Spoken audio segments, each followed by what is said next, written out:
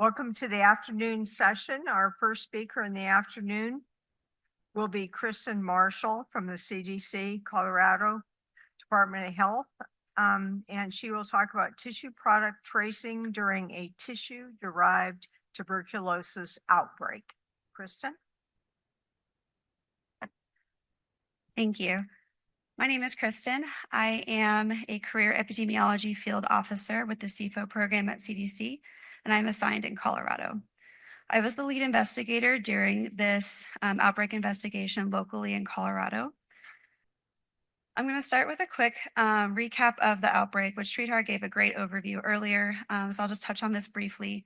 I'll then describe the patients that we had in Colorado who received the TB-contaminated bone grafts, and then talk about what our investigation looked like and the conclusions that we were able to draw. So we had bone recovered from a donor and produced as Lot A from a ZEO. This was a fiber cell product. This was sent to over 20 states and implanted into 113 patients. As Sridhar mentioned, had a very high attack rate of 77%, with 87 of the 113 patients developing TB disease.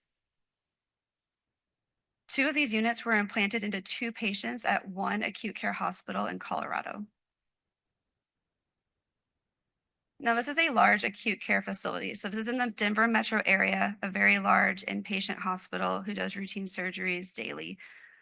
We had 2 patients. One received the bone graft during surgery in April of 2021, and the second patient received the bone graft during surgery in May of 2021. These were both spinal surgeries performed by the same surgical team. Both of these patients received treatment for TB disease after the identification of the Lot A contamination, once Colorado found out. We then had the 3rd case reported to us in November of 2021 by the facility. They reported that this patient received a different lot, which we're calling Lot B, during surgery that occurred between cases 1 and 2. So this was in May of 2021, kind of between the 2 other patients. We did find out eventually that whole genome sequencing has this patient also receiving Lot A, and they were genetically identical. So patient 3 did not receive preventable treatment for TB following the identification of Lot A contamination, since they were not actually documented as receiving Lot A. So how did patient 3 get TB? We first wanted to look at possibilities further upstream, maybe at the manufacturer. So we first considered potential cross-contamination or a product mix-up occurring at the manufacturer, meaning that Lot A was contaminated with or switched with Lot B.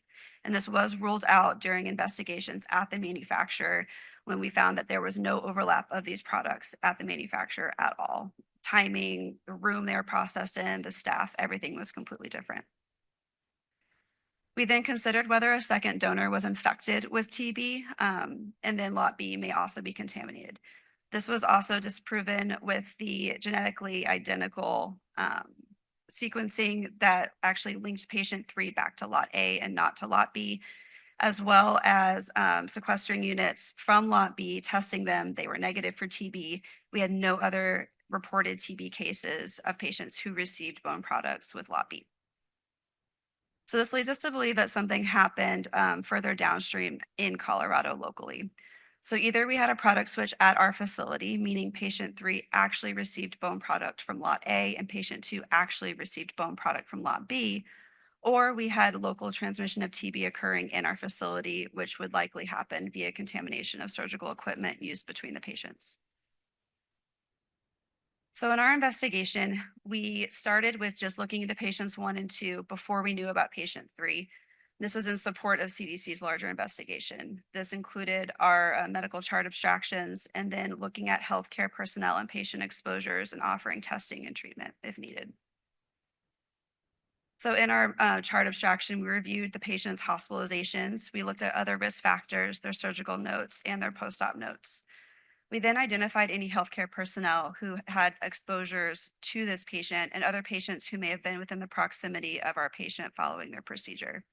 We identified exposures in our OR and our PACU and in the floor unit the patient was in before discharge.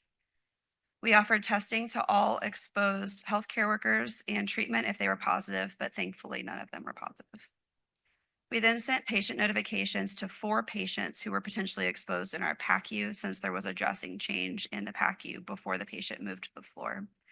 Only 2 of those patients pursued testing, but thankfully they were negative as well. No healthcare personnel or patients have tested positive for TB disease after exposures to patients 1 and 2.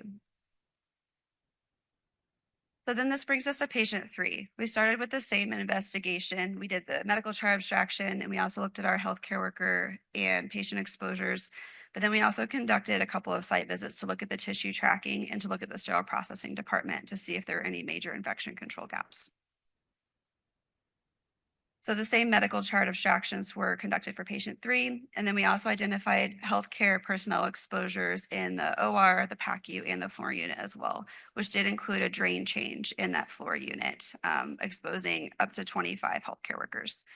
Luckily, they were all negative as well, and we were very fortunate that no patients were potentially exposed to this patient too.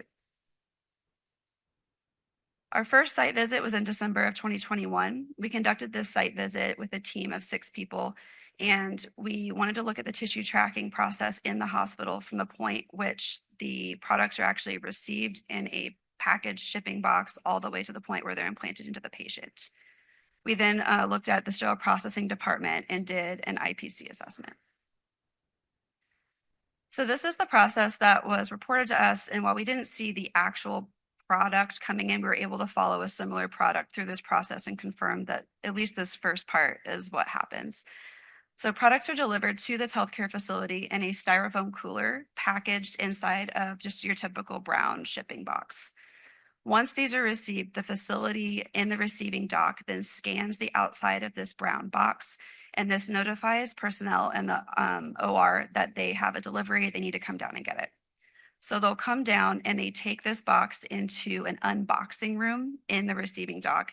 They take the outer brown packaging box off and just take the cooler through an elevator directly up into the OR storage area. There's an OR core, which is kind of a big storage room with back doors from all the operating rooms leading into it, where they can easily access all of their equipment and their products needed during their surgical procedures. So then bone products are scanned. There's an outer bag inside the styrofoam cooler that then contains a bunch of boxes of product. And I'll show you pictures of this in just a second. But basically there's a barcode on this big outer bag containing multiple products inside. So they scan that bag in saying, yes, these products are all now checked into our OR. They're no longer in the receiving dock. So what you see here is the actual box of the contaminated lot. They had an unused product at this hospital that we were able to look at. This is the box of the fiber cell product. And then we opened it up, and inside there's a pouch with a vial, which we're going to talk about in greater detail in a minute as well.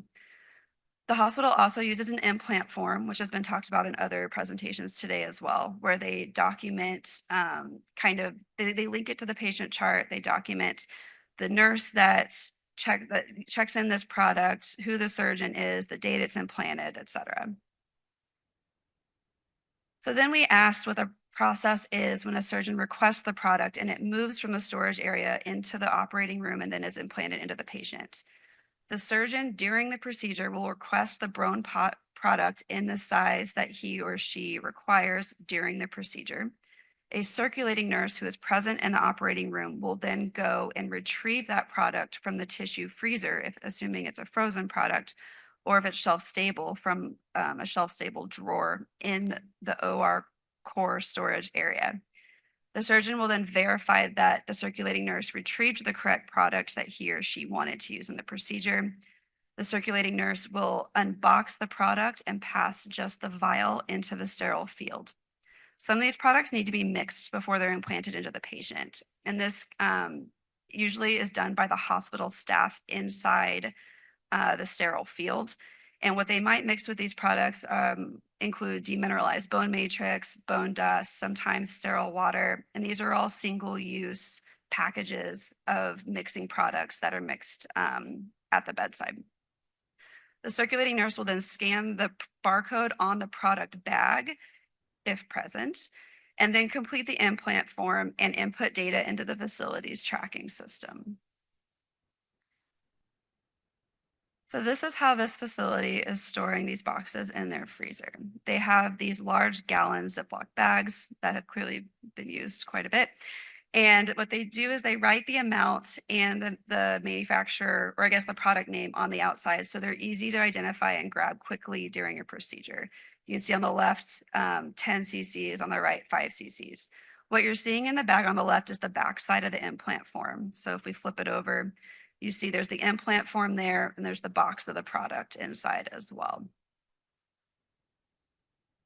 Inside the box itself, you'll see these products that are laid out here. There's a pamphlet describing the product with the instructions for use. There are some extra barcodes that they can put into patient charts. There's a usage report, and then there is a pouch with a vial. Now this, oh, I went too far, sorry. This pouch with the vial is where we saw our first issue.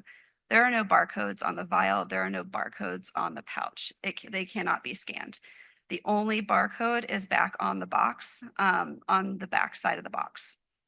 This particular box does have a seal on both ends, and we later learned that not all boxes or products have seals available on both ends to be able to confirm that they have been unopened. So the manufacturer's IFU for this particular product states that once this product is out of the freezer, it can technically be returned if within a 2-hour period, assuming it has not been thawed at the bedside to be implanted into a patient. However, the OR manager reports that these products would never be returned to the freezer, and if they were in the OR once retrieved, even if the box was unopened, they would still discard the product. We also asked other staff members involved in these types of procedures what if they would ever put a tissue product back into the freezer once it was retrieved. 3 staff said this would never happen. 2 staff said, yes, this can happen if the surgeon asks us to do it, but only if the product was completely unopened at the box level and it was still within the IFU time limit for that product. All staff said that if a product box, specifically, not just the vial, but the box was opened in the OR, it would be discarded and not returned to the freezer.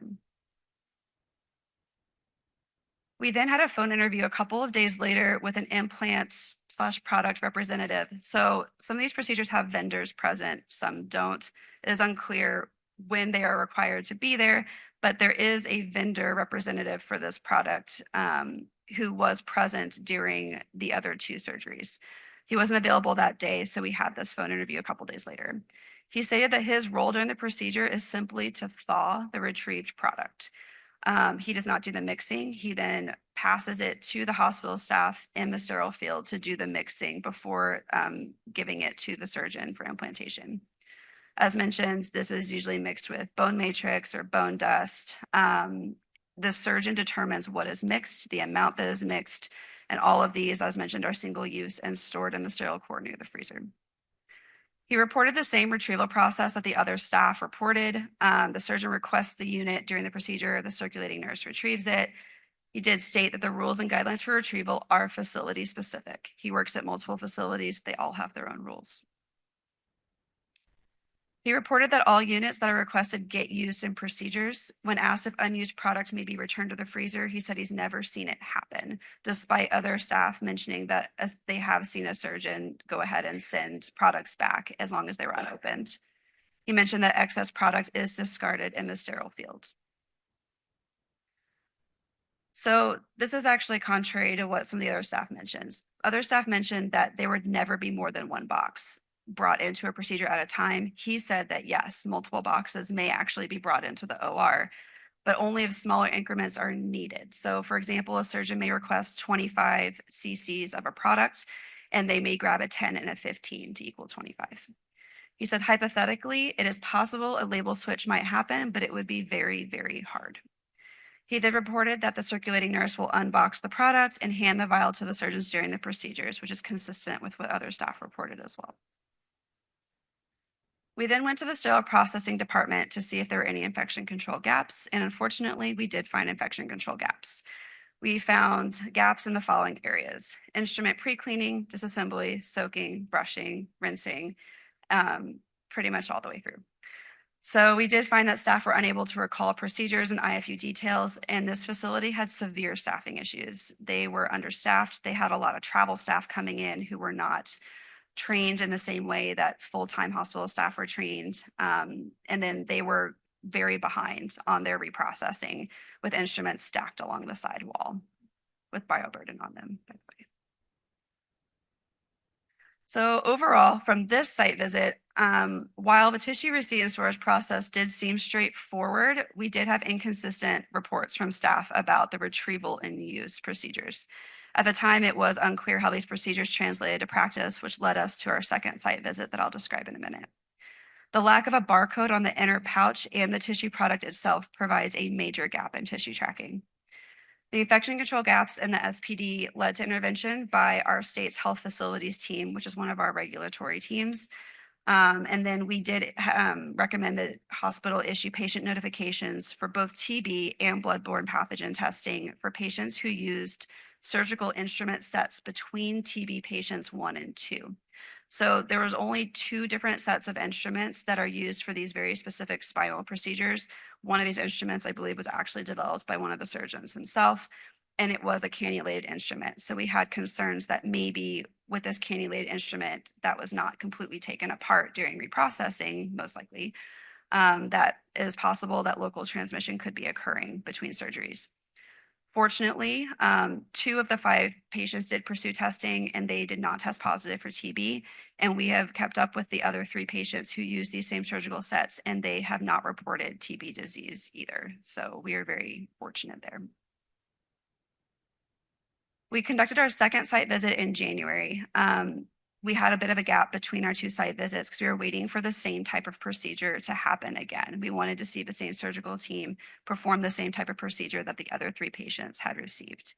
So we went and we watched the bone graft retrieval process. We watched the full surgery, and then we went back to the SPD to reassess their infection prevention. So during the surgery, we had 2 OR coordinators, an OR registered nurse, circulating nurse, 2 surgeons, anesthesiologists, and then we had a vendor rep for the bone graft device. So this is not for the bone graft itself, but for a device that it's put into before implantation into the patient. Since our last visit, surgeons had switched from frozen bone tissue to a shelf-stable product from a different manufacturer since the recall. They were no longer using FiberCell products from Ozeo. We went and looked at where this product was stored in the core area, and some of the boxes we saw did not have any seals on them at all. Some had a seal on one end and not the other, and some had seals on both ends. We were not able to confirm that all products in these little drawers were completely unopened and had not been at least brought into any other procedures before them. So I'm going to put the same process along the bottom here with what was reported, and we're going to see how it translates into practice while we observe this procedure. So during the procedure, the surgeon verbally requested for bone grafts to be brought into the surgical suite. The vendor rep left the OR and retrieved a box just outside the door with an implant device, and at the same time, the circulating nurse went and retrieved 2 boxes of shelf-stable bone graft implants from implant drawers in the core. Thankfully, both of these boxes had seals on both ends. The boxes were set in the back corner of the room on a stack of step stools while she began unboxing. I'm not going to comment on our infection control concerns here. She then passed both products into the sterile field and carried boxes, plastic wrappers, and barcodes over to a desk with a computer outside the sterile field. So I didn't put a full red X here because some of this was consistent, but it was definitely not ideal. There was no mixing during this procedure, and so we were not able to observe that process. So once at the desk, the boxes, barcodes, other wrappings were miscellaneously spread across the desk tabletop and then spilling over onto a metal cart sitting nearby. The circulating nurse separated several wrappings, so she was pulling plastic off of paper backings and discarding plastic in a nearby trash bin. At one point, she accidentally discarded the paper backing with a barcode in the trash and then pulled it back out so she could scan it later. She then began completing other tasks for at least 10 more minutes, and at this point, nothing has been scanned at all. So the barcodes, boxes, and other forms were not kept together at the table, especially since there were multiple products being used in this procedure. Everything was kind of mixed up and askew for quite a long time. They were not immediately scanned into the patient chart. No barcodes were scanned prior to implantation. The nurse later began to complete the implant form and enter information into the patient chart while the surgeons were completing the procedure after she had performed numerous other tasks around the OR. Barcodes and product numbers were never cross-checked with packaging boxes or product vials before they were implanted, during implantation, or after implantation.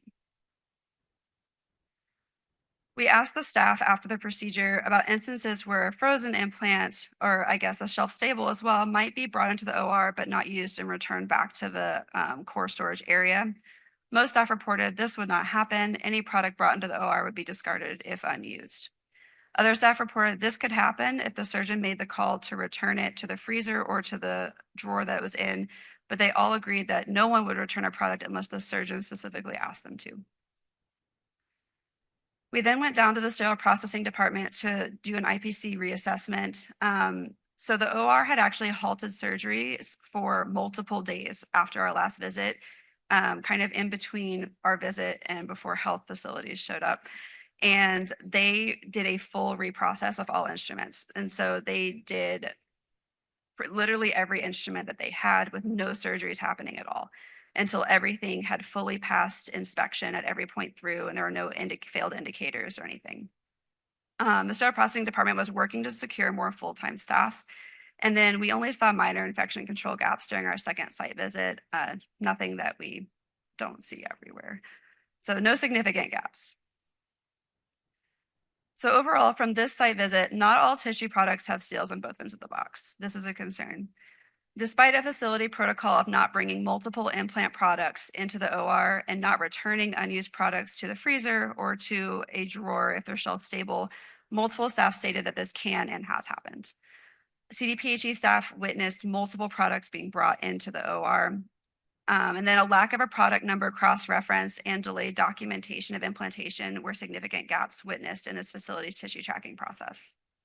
The facility did take appropriate steps to rectify infection control gaps in their SPD, however. So overall, how do we figure out how patient 3 got TB? So we were looking at a potential product switch happening or looking at local transmission of TB. To our knowledge, no other patients at this facility have tested positive for TB without explanation or exposure outside of the facility. No patients with procedures using the same surgical instrument sets between patients 1 and 2 tested positive for TB or bloodborne pathogens. And so we are inclined to believe that this was not local transmission that occurred at this facility via surgical instruments. Unfortunately, due to delayed documentation, a lack of a scannable barcode on the product pouch and the product vial itself, we are unable to completely track the product to the patient and confirm the product switch. Our conclusion is that a product switch likely occurred at this facility. The lack of an identifier on the product and the lack of a standardized tracking system makes this product switch difficult to identify and difficult to confirm. The hospital staff would benefit from standardized tissue tracking, handling, and documentation, education, and protocols. And better tissue tracking has the potential to not only improve accuracy of identification and treatment of our exposed patients, but to prevent unnecessary treatment for our non-exposed patients and allow us to notify our healthcare personnel who are exposed in a timelier manner. Thank you. I could not have done this without my team at CDPHE and our partners at CDC. Thanks so much.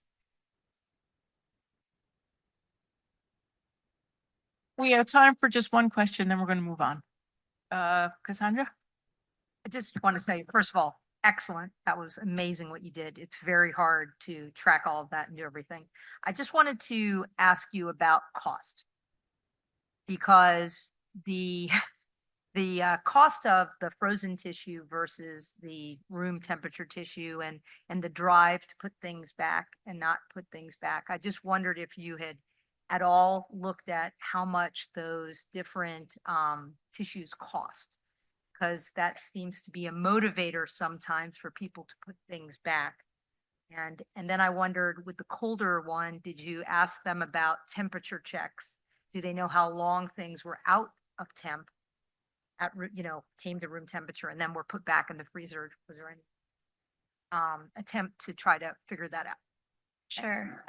We unfortunately do not know how much the products cost and the differences between frozen and shelf stable.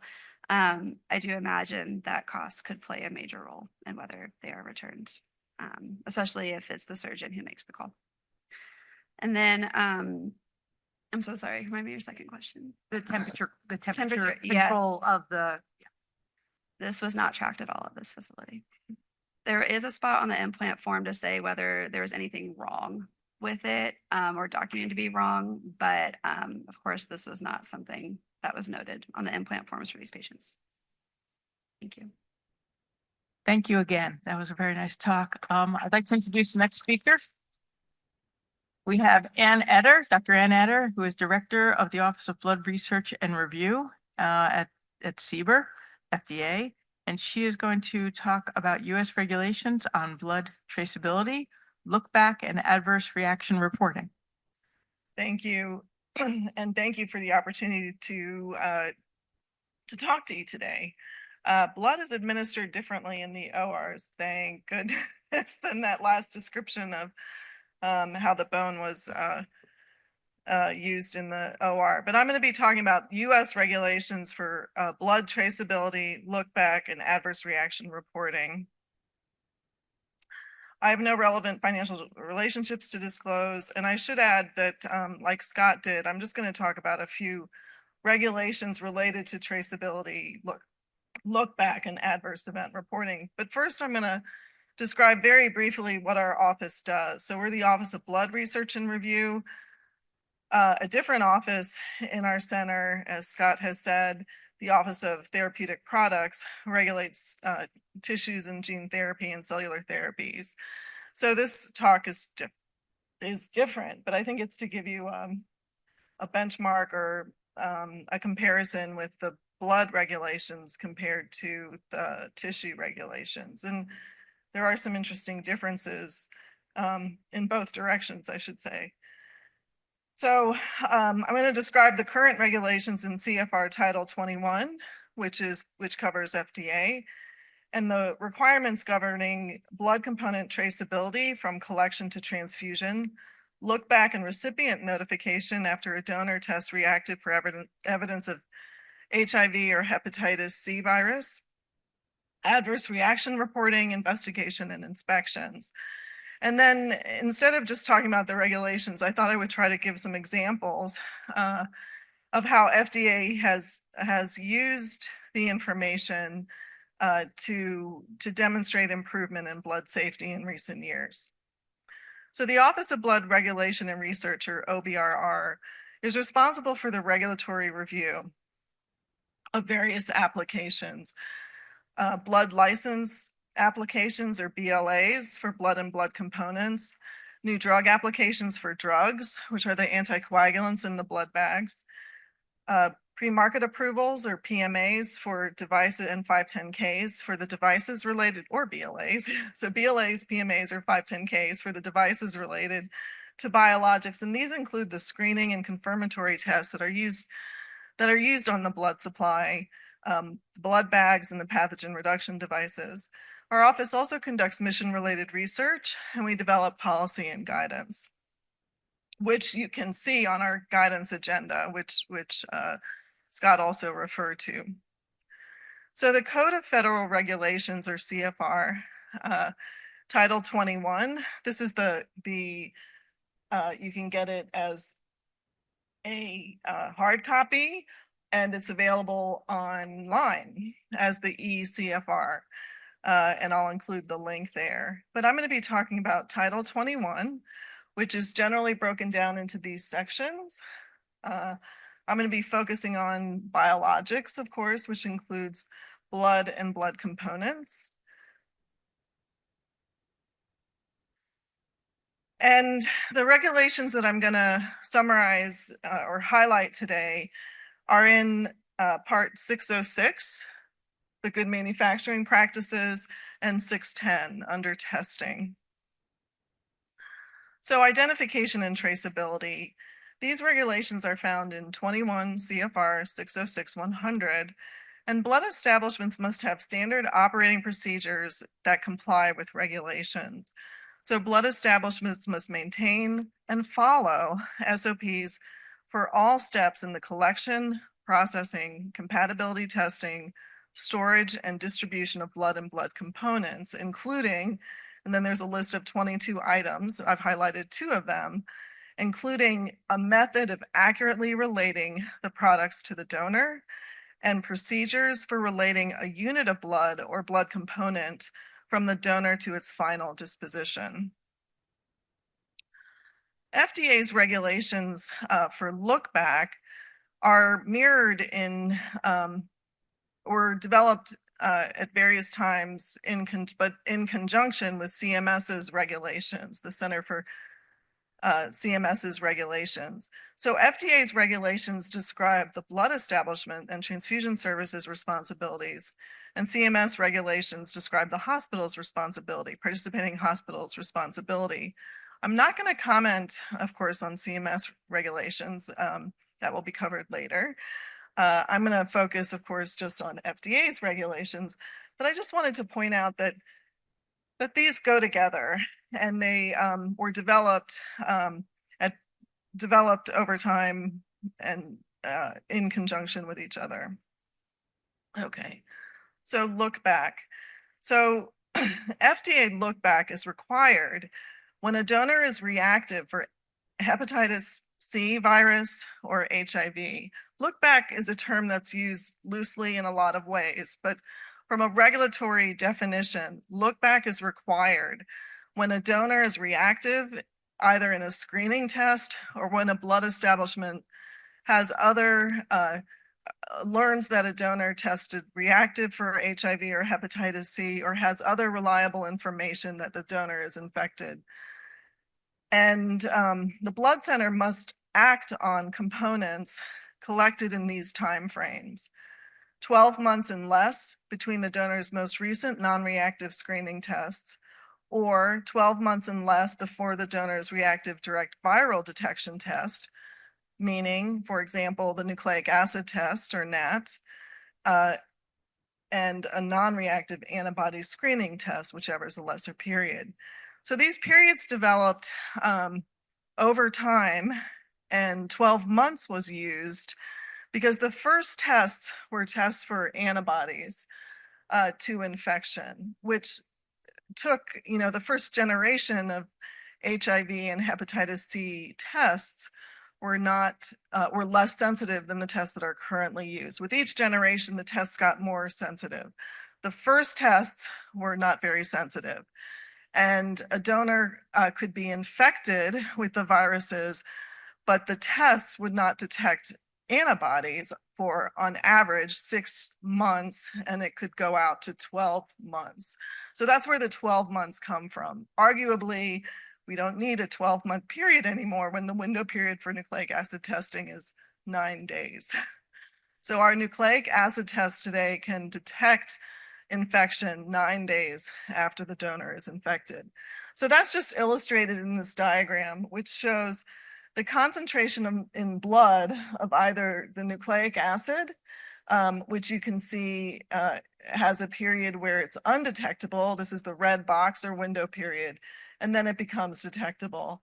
And similarly, the antibody tests or serology tests take longer, have a longer window period, but after this window period, it reaches a point at which antibody can be detected.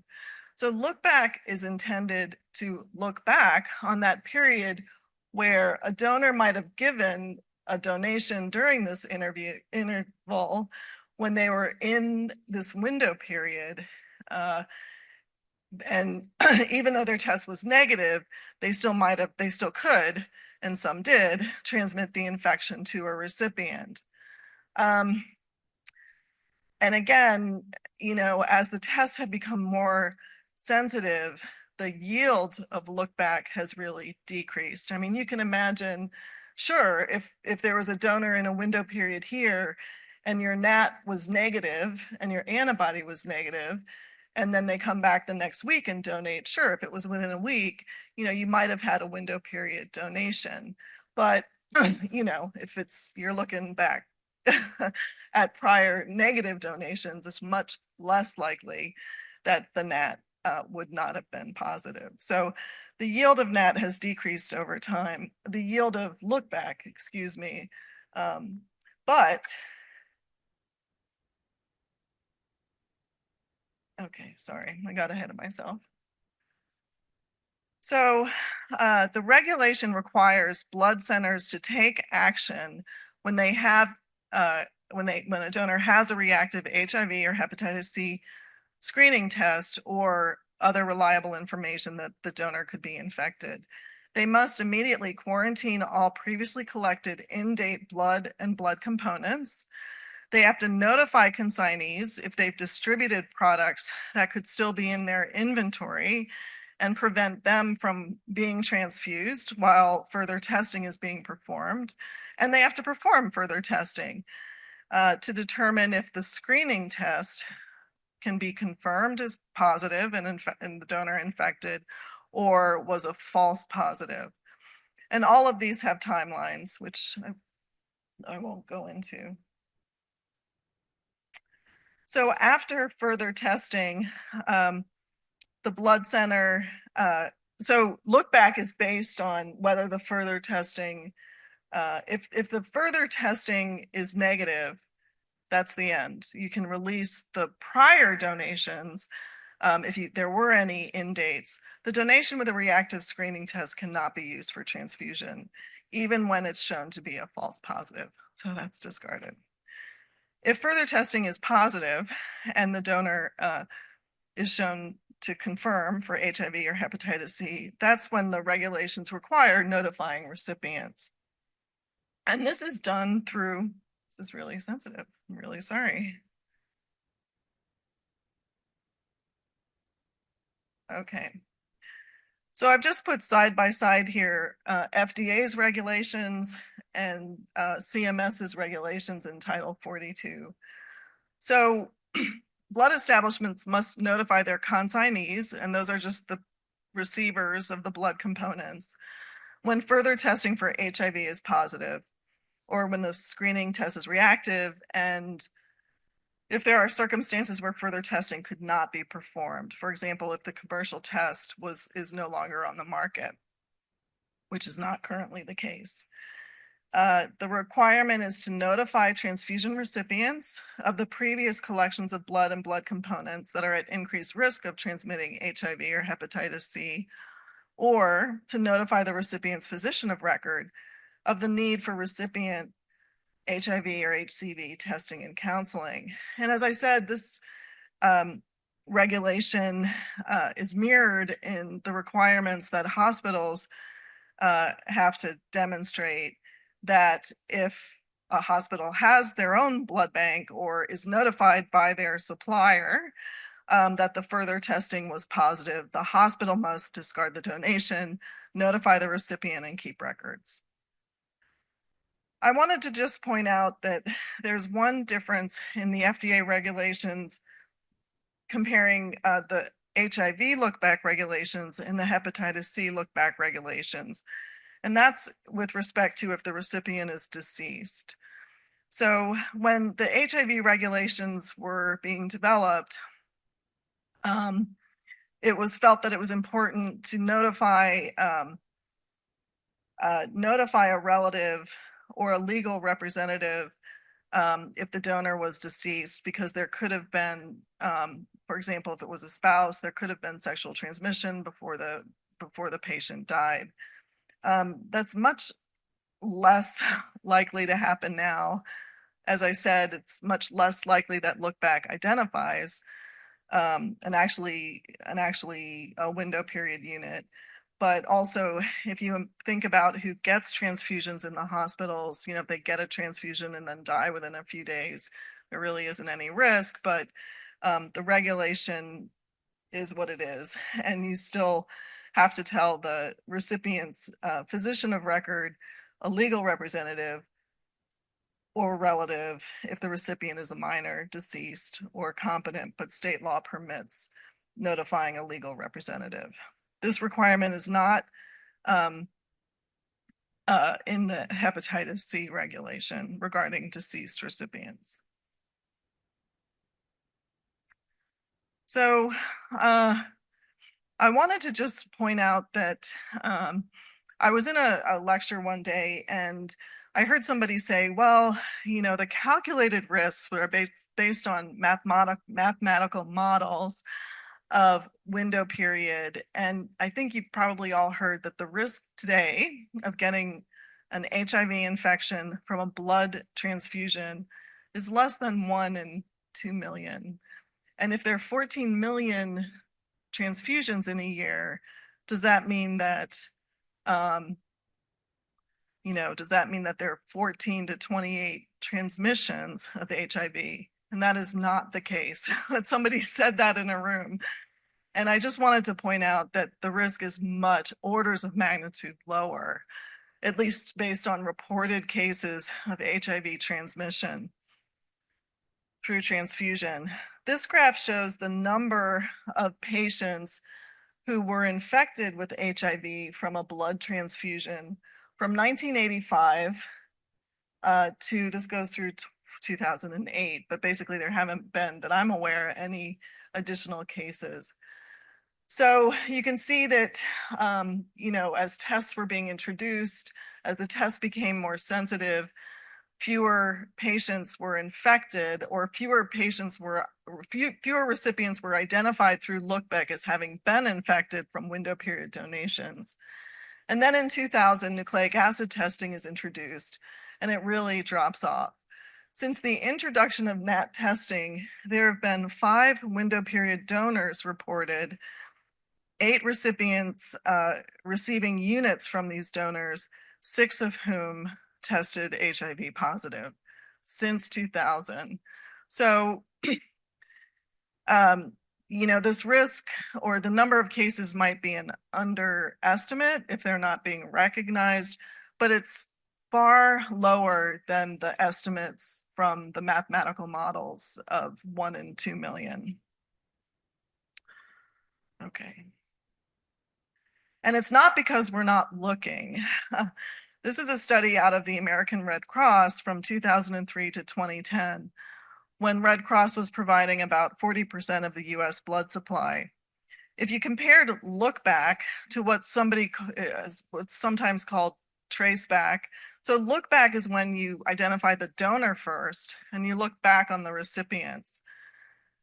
Blood centers also get reports from hospitals about possible transmissions when they identify a recipient who's HIV positive.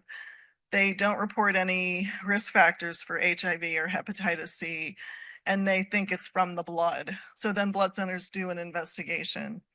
So in all this time, Red Cross identified 39 repeat donors with HIV confirmed donations, performed look back as required, and identified 1 case through look back, and that was on the previous slide that I showed.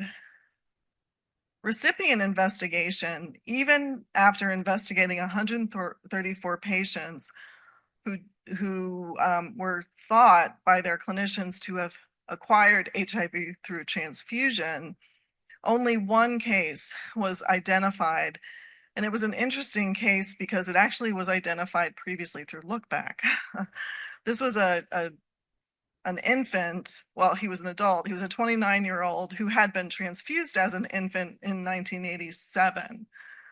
It's not clear why they didn't know they had HIV, whether look back was not effective or whether the parents were counseled, but whatever. So this case had actually had documented look back where all the appropriate notifications had been done, but the individual was not recognized until 2009. So none of these cases where people insisted that the patients had no other risk factors, none of them could be supported. None of them were linked to an infectious donor. Okay, so let me wrap up with adverse reaction and fatality reporting. So with respect to blood transfusion, the CFR requires establishments to maintain records of complaints and adverse reactions and conduct thorough investigations of each adverse reaction. However, only when that reaction is fatal is the case reported to FDA. So it's really just the tip of the iceberg that's currently reported to FDA. That is cases of either donation or transfusion where either the donor or the recipient dies. And it's thought to have been caused by the transfusion or the donation that's reported to FDA. FDA summarizes these cases that they have their medical staff, we have our medical staff review these cases, determine those that are either definitely or most probably related to the transfusion, and this report comes out every fiscal year. From this report, I just want to comment on hemolytic transfusion reactions due to ABO incompatibility, which is the green slivers here. So in ABO, when we looked at the fatality data, and this is an example of, even though it's only fatality reporting, it's really oftentimes informative. Sridhar mentioned an investigation of septic reactions, few of which were fatal that were reported. But when the first fatality was reported, we worked with CDC to investigate these septic reactions due to Acinetobacter, and this was linked to most likely contamination due to a failure to follow good manufacturing practices by a platelet bag manufacturer. So that was one example of how the fatality reporting was very informative. We've looked at ABO incompatible red cell transfusions, which should never happen, but they do still happen. Fortunately, even though this is a pretty crude tool, you can see that from 2000, this graph shows from 2000 to 2019, the number of missed transfusion fatalities from getting the wrong unit of blood. And I think you can see over time that there's a convincing trend. I hope you're convinced that it was a lot more common, up to 12 deaths reported prior to 2008. And then in more recent years, only 1 or 2 deaths each year. This should never happen, but it happens much less frequently.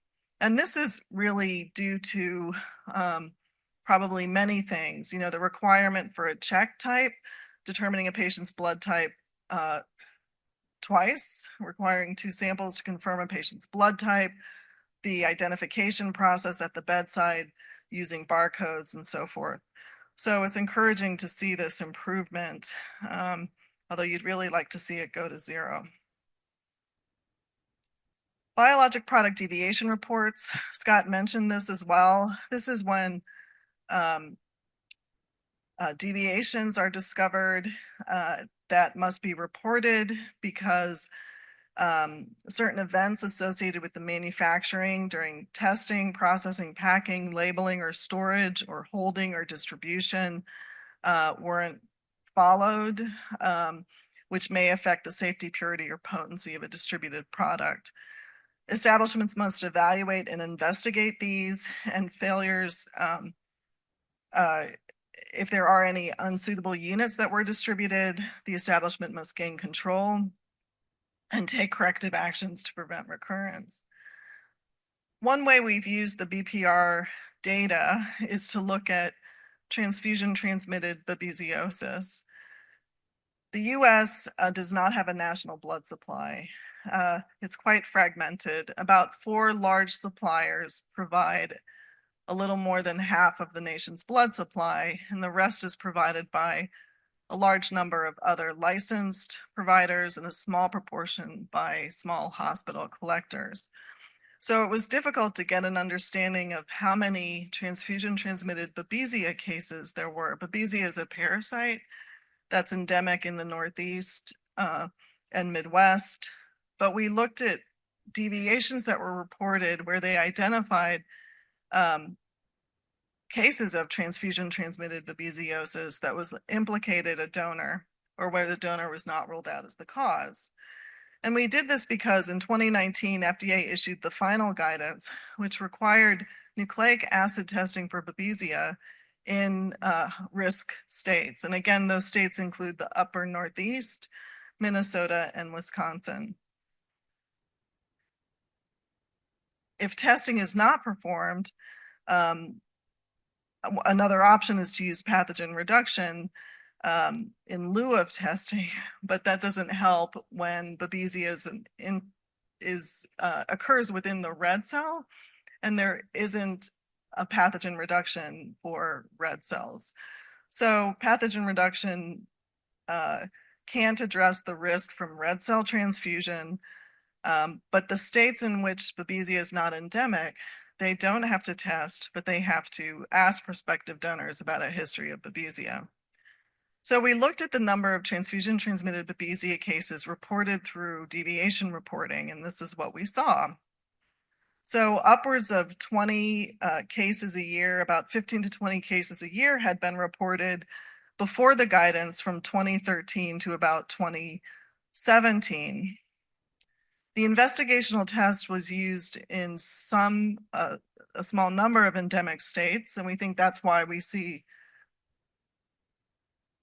this first reduction. But then the guidance was finalized. The endemic states, if blood was collected in those states, had to be tested, and we really saw a drop in the number of transfusion-transmitted Babesia cases. We continue to monitor this because the breakthrough cases are cases where the donor lived in an endemic state but was on travel to a non-endemic state where their blood was collected and not tested and transmitted Babesia. So we can use these sources, even though we don't have perfect data, we have data that can be very informative.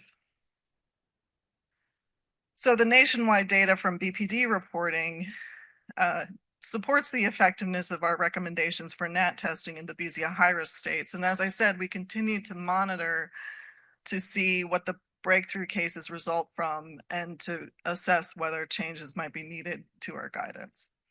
So in conclusion, I hope I've given you an overview of the vein-to-vein traceability from donor to transfusion recipients, look back for HIV and HCV, adverse reaction investigation and the record keeping that's required, fatality reporting and how it can be useful even though it is just the tip of the iceberg with respect to transfusion safety, and how biologic product deviation reporting can also be very informative.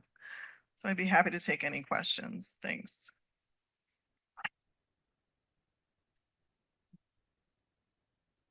Ray. And the comment about the frequency of HIV transmissions is a very good one. It reminded me of an anecdote that Tibby Greenwald told me many years ago during the initial outbreak of HIV and the concerns over the blood supply.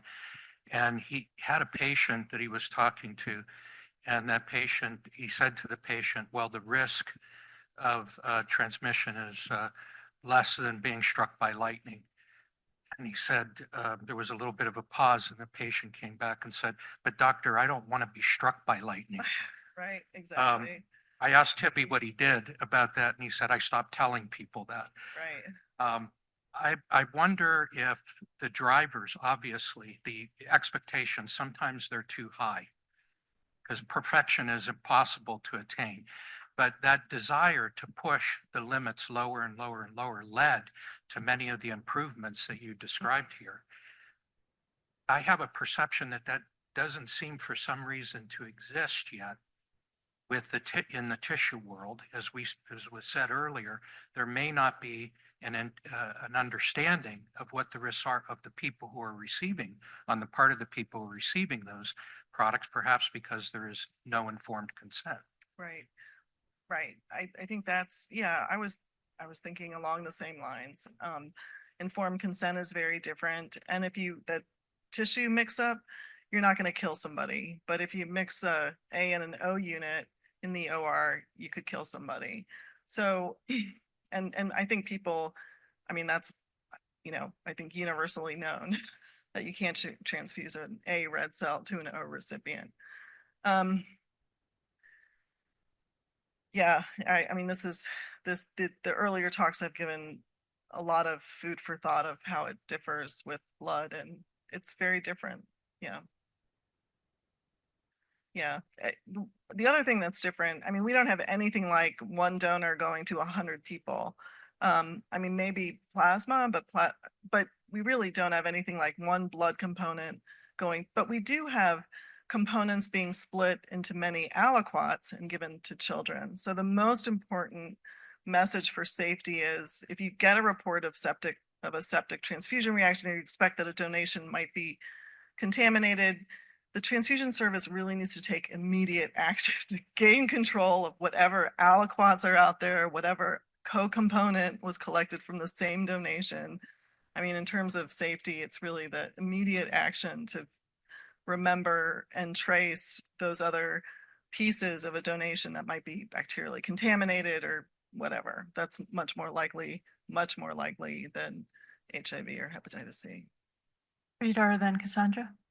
Yeah, I think, Anne, I think you were making the point just now that I wanted to just bring up is that these HIV and hepatitis C regulations that FDA is, I guess they were written for HIV and hepatitis C.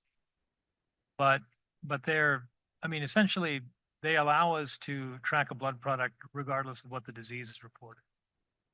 Right. So like even if it's an Ehrlichia, Right. whatever, West Nile or Powassan. Mhm. This one. Yeah, for the quality, the good manufacturing practices, you have to be able to trace a component from the donor to the final disposition, the recipient. Yeah. And I was just going to mention, one of the big differences between blood and tissue is the centralization and decentralization within the hospital system, how they pick to manage the regulatory pieces of the tissue.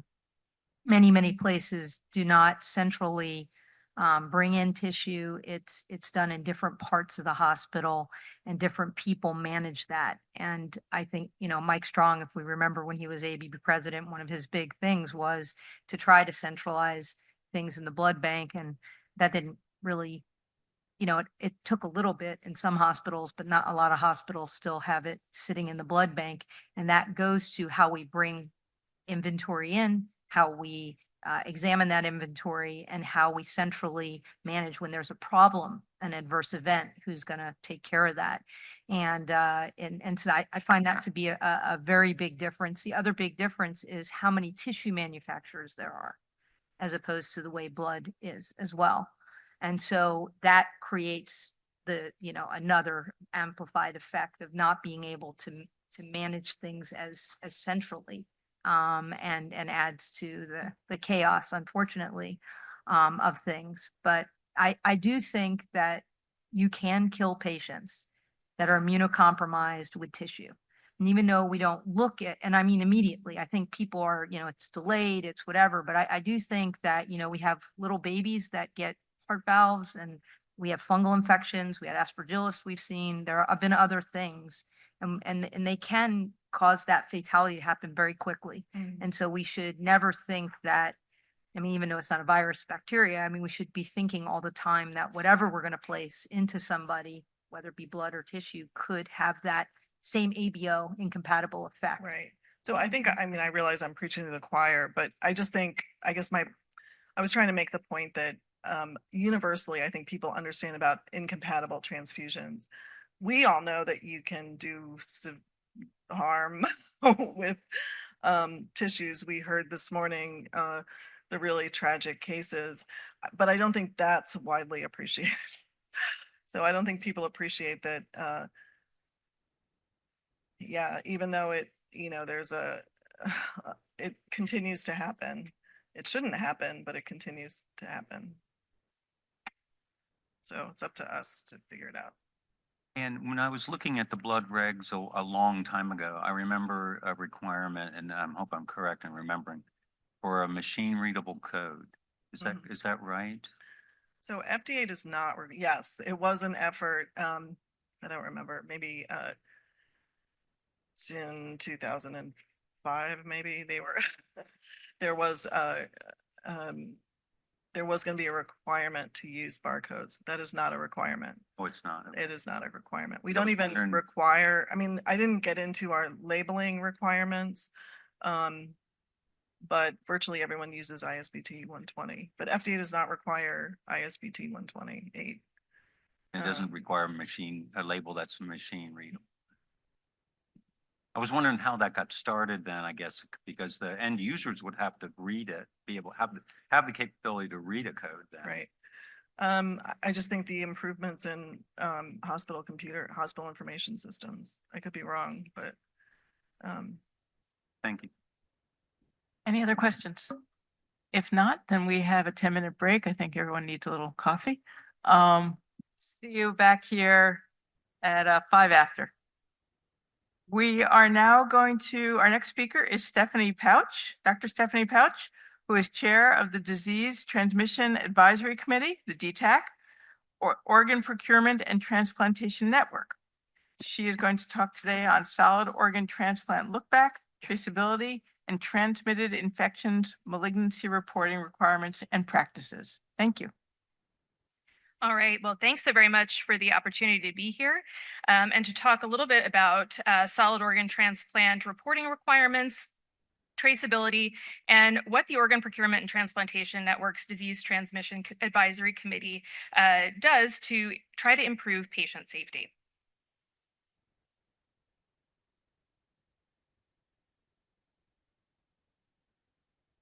Okay, I have no financial disclosures, but I do, whoops.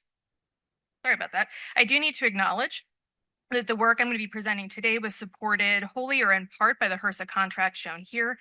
The content presented today is the responsibility of the authors alone and does not necessarily reflect the views or policies of the Department of HHS, nor does mention of trade names, commercial products, or organizations imply endorsement by the US government. So for the next 30 minutes or so, I'm going to provide an overview of the OPTN Disease Transmission Advisory Committee, or DTAC, including the committee's composition.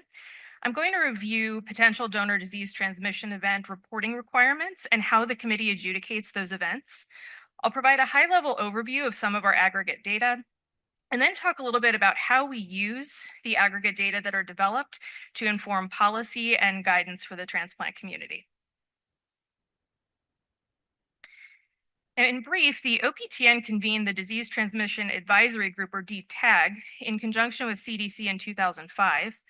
DTAG later became DTAC, which is an independent committee that receives and reports potential donor disease transmission events.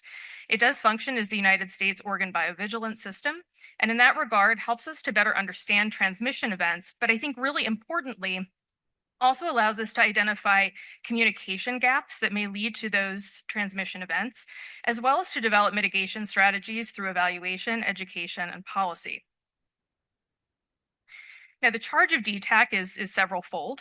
It's first to consider issues related to disease transmission through organ transplantation, to confirm unexpected transmission of disease to the OPTN whenever possible, and to review and report aggregate data to assess the risk of donor-derived disease transmission in organ donation and transplantation, with the ultimate goals of providing the transplant community with education to prevent and manage future transmissions, and to advise the OPTN Board of Directors in manners related to policy development in an effort to improve the safety of organ donation. Now, the DTAC committee is a national work group that's drawn from a diverse group of specialties in transplantation.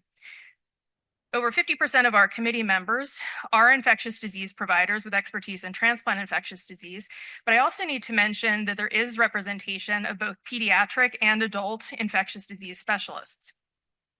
The committee also includes organ-specific transplant providers, such as transplant cardiologists, pulmonologists, and others, organ procurement organization or OPO professionals, surgeons, pathologists, laboratory specialists, and transplant coordinators.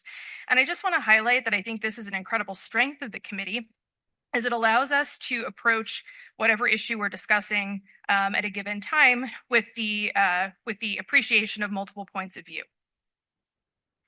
In addition to the DTAC committee members themselves, the committee is also comprised of OPTN contractor staff, including project managers, policy specialists, and analysts, and then federal colleagues from the CDC's Office of Blood, Organ, and Other Tissue Safety, the Food and Drug Administration, and the Health Resources and Services Administration, Division of Transplantation. I'm going to talk a little bit about reporting requirements, but before I do so, I just wanted to highlight the importance of the donor ID. So the OPTN contractor assigns a unique identification code that's actually an alphanumeric identification code for each living and deceased donor in the United States. Transplant centers and organ procurement organizations, or OPOs, have access to and use this identification code. And importantly, it related to the topics that we're discussing today, the donor ID links a donor with organ recipients. And the ID is used in a number of communications. These include communication of pre and post procurement donor results that are shared by OPO colleagues with transplant centers. It's used in communication between OPOs and transplant centers in the event of a potential donor disease transmission event, or PDDTE, as well as used in reporting PDDTE to the OPTN. Now, because the U.S. Organ Biovigilance System is a passive surveillance system, it's absolutely critical that organ procurement organizations and transplant centers understand reporting requirements to report disease transmissions to the OPTN. This is outlined in OPTN Policy 15. So Policy 15.4 specifically addresses OPO requirements for reporting post-procurement test results and discovery of potential disease transmissions. Specifically, OPOs are required to report to the OPTN identification of a pathogen of special interest in a donor specimen, and also to report that information to transplant centers. And they're also required to report malignancy or other findings highly suggestive of malignancy recognized after procurement. This information is also shared with transplant centers. And this policy also outlines how other positive results and relevant donor information need to be shared with the receiving program's patient safety contact. Now, I just wanted to briefly mention the pathogens of special interest. These are a subset of organisms that do have public health implications. And I apologize that the font is quite small, but I just wanted to highlight that this is publicly available on the OPTN website. And the pathogens of special interest list is reviewed by DTAC at least on an annual basis and is updated accordingly. And I also just wanted to highlight that Policy 15, again, does outline host OPO reporting requirements, not only for pathogens of special interest and malignancy, but also regarding how communication about donor serologies, other microbiology tests, and histopathology results, and any other medical history or other findings need to be communicated with transplant centers. Now, Policy 15.5 outlines transplant program requirements for communication of post-transplant discovery of disease or malignancy. Policy specifically states that when an organ recipient is suspected to have, is confirmed positive for, or has died from a potential transmissible disease, infection, or malignancy, and there's substantial concern that it could be from the transplanted organ, the transplant program must notify the host OPO or living donor recovery hospital that procured the organ, and report this event through the OPTN's Improving Patient Safety portal as soon as possible, but no longer than 24 hours after learning of the event. Transplant hospitals are also required to provide additional related information or specimens as requested. And I think what's really important to highlight here is that the goal of the Improving Patient Safety system is to transfer knowledge of the concern about a recipient as soon as possible to all centers that received organs from the same donor, such that appropriate interventions can be taken for those recipients. Now, I just wanted to pause for a moment and make a few comments about extra vessels, which are included under the rubric of organ transplantation. So in accordance with the OPTN final rule and OPTN policy 1.2, extra vessels are those that are obtained during recovery of deceased or living donor organs with a specific intent to be used in organ transplantation only. The extra vessels are not connected to the organ, but they're subject to the same member requirements applying to the organ unless otherwise specified. And so examples of extra vessels would be, for example, a saphenous vein or an iliac artery that's recovered and sent with the organ to be used in the primary transplant procedure, or if reconstructive surgery is required in the post-transplant setting. Now, policy 16.6 outlines specific requirements for extra vessel transplant and storage. Highlights of these requirements include that extra vessels may be stored, but if they are not used within 14 days of recovery, they must be destroyed. Additionally, extra vessels from donors with HIV, hepatitis B, or hepatitis C may not be stored, and that's in compatibility with the United States Public Health Service guidelines. Now, transplant programs may share extra vessels, and a recipient may receive a donor vessel that is not from their original organ donor. But transplant programs must report the disposition of extra vessels to the OPTN within 7 days of their use, sharing, or destruction.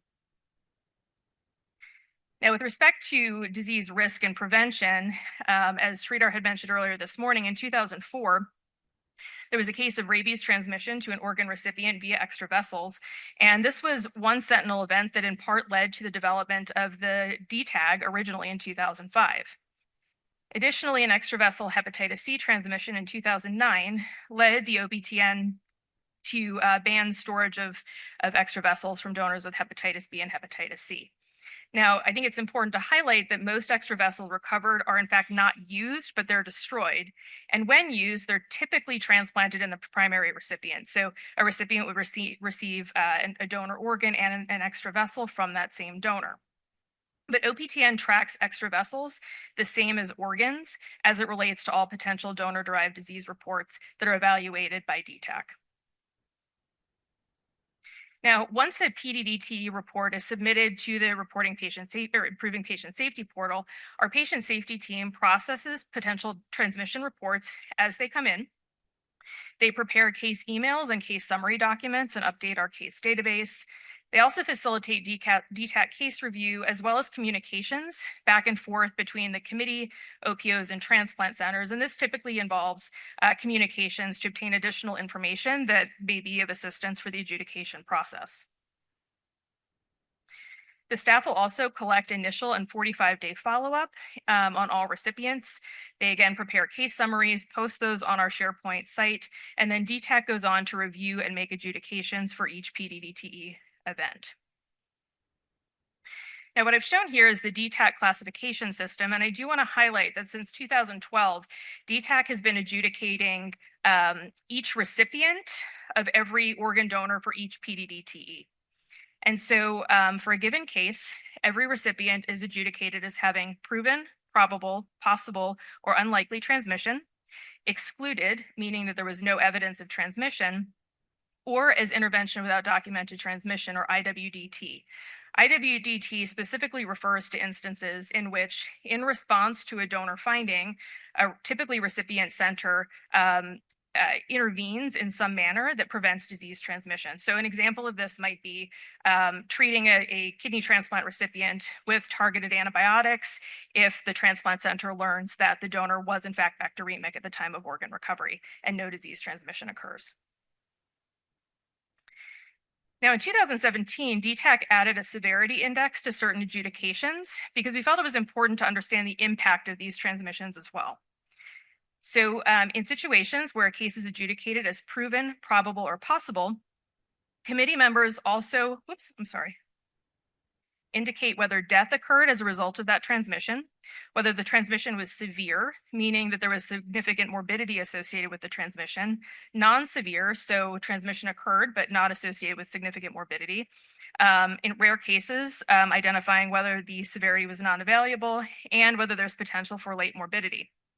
In the case of IWDT adjudications, the committee also indicates whether or not treatment was indicated or whether it wasn't clear treatment was indicated for a particular recipient. Now, I also appreciate that this is probably impossible to read, but this is the DTAC adjudication algorithm that we use when evaluating cases. But suffice it to say that adjudications are based on a number of factors, including what's known about the donor and the recipient at the time of organ recovery and transplantation, respectively, how many recipients from a single donor are impacted by disease transmission, and also what we know about the biology of the disease in question. Now, DTAC reviews approximately 350 cases each year. I should note that not all cases are reviewed by the full committee. Those that are only reviewed by leadership are cases in which there is no recipient illness. So all recipients would be adjudicated as excluded or IWDT. All other cases are reviewed by the committee, including cases that our CDC colleagues investigate. And we also use this monthly case review to discuss complex cases that may be unusual due to rarity or complexity or have additional educational value for committee discussion. Now, I want to highlight that over the last couple of years, DTAC has moved towards case review in terms of case review groups. And I think this provides a really nice opportunity for us to identify trends in donor evaluation or recipient treatment practices that lead to potential transmission events or organ underutilization. And so when cases are reviewed by the committee every month, they're grouped by type.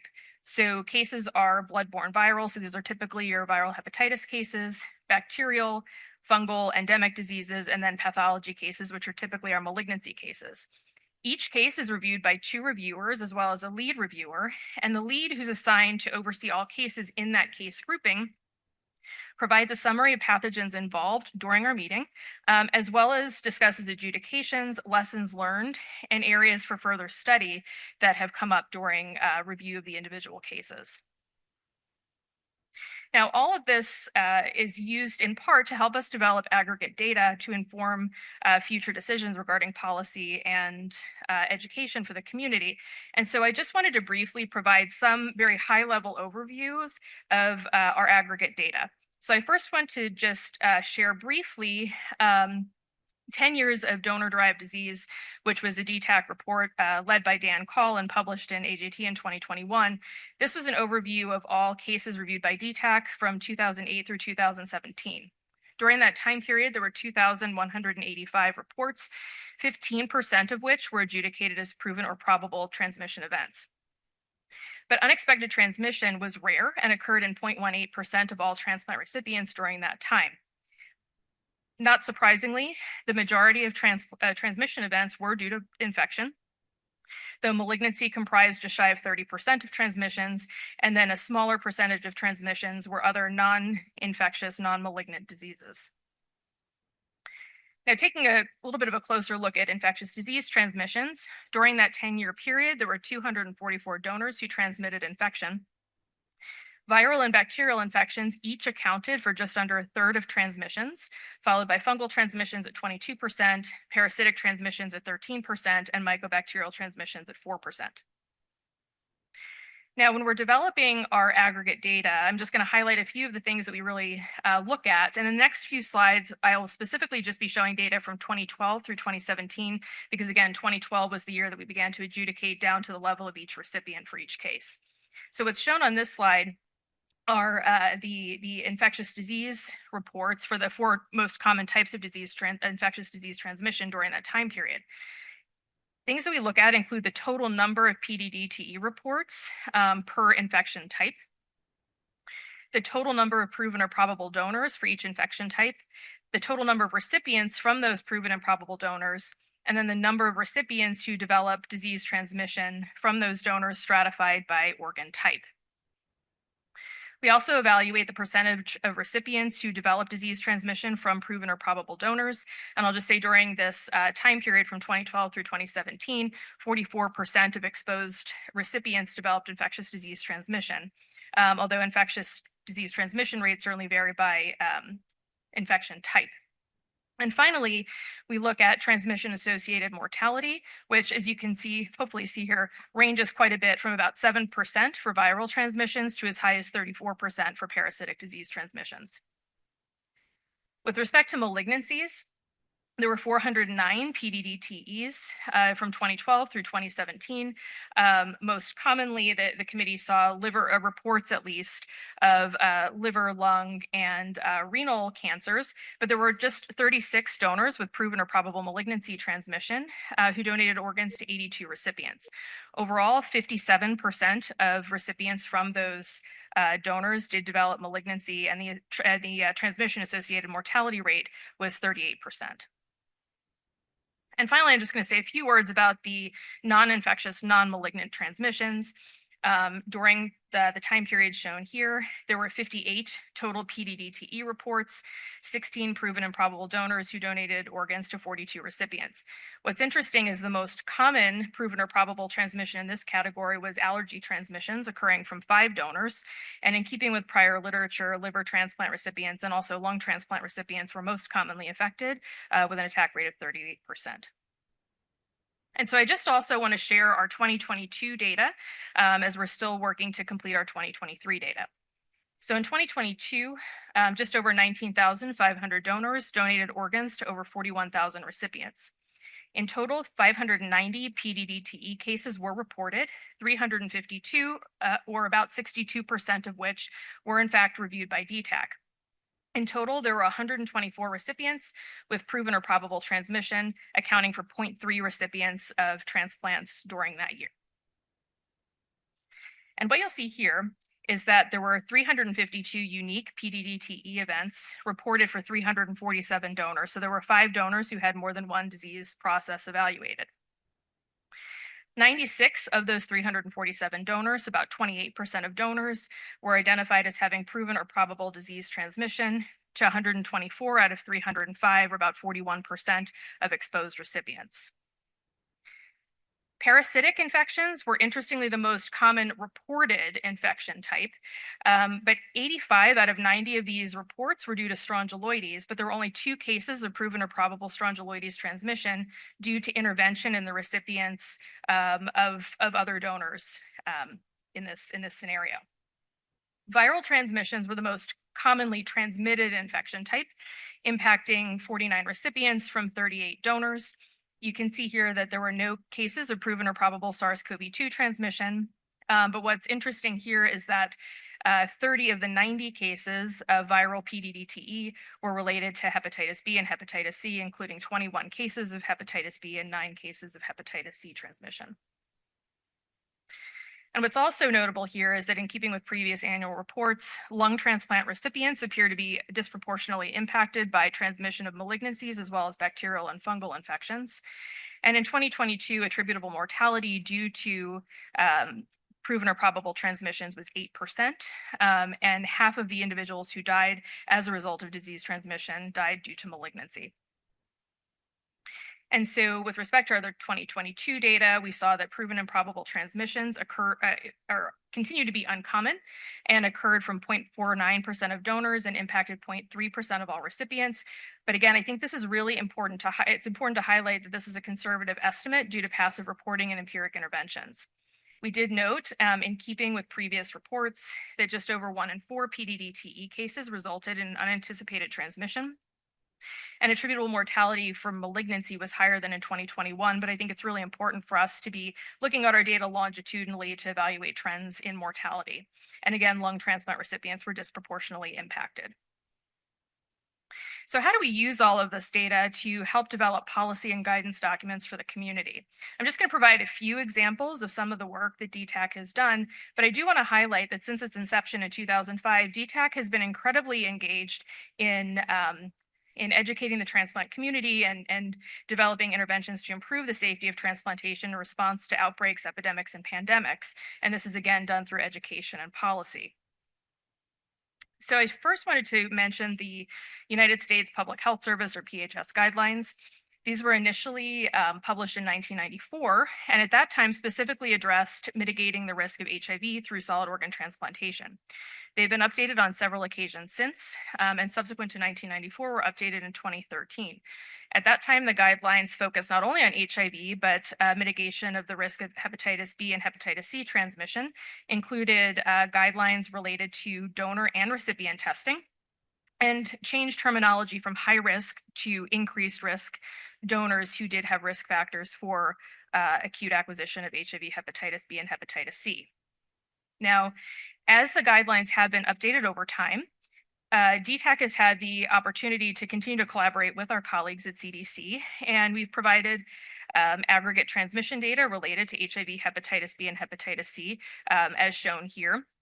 which in part helped to formulate the 2020 guidelines. And we've also had the opportunity to have conversations about updates and testing strategies that may impact our ability to increase organ utilization safely. And so in 2020, the PHS guidelines were updated. There were several updates, but what I'm just going to highlight here include that the number of risk criteria for acute HIV, hepatitis B, and hepatitis C transmission were reduced from 14 to 10.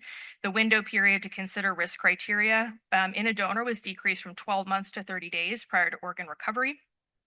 And the label increased risk donor was removed. And this was all an attempt to increase organ utilization while not simultaneously increasing the risk of disease transmission.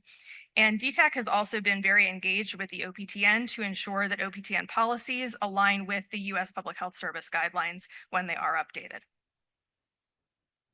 I'd be remiss not to talk a little bit about our involvement related to SARS-CoV-2.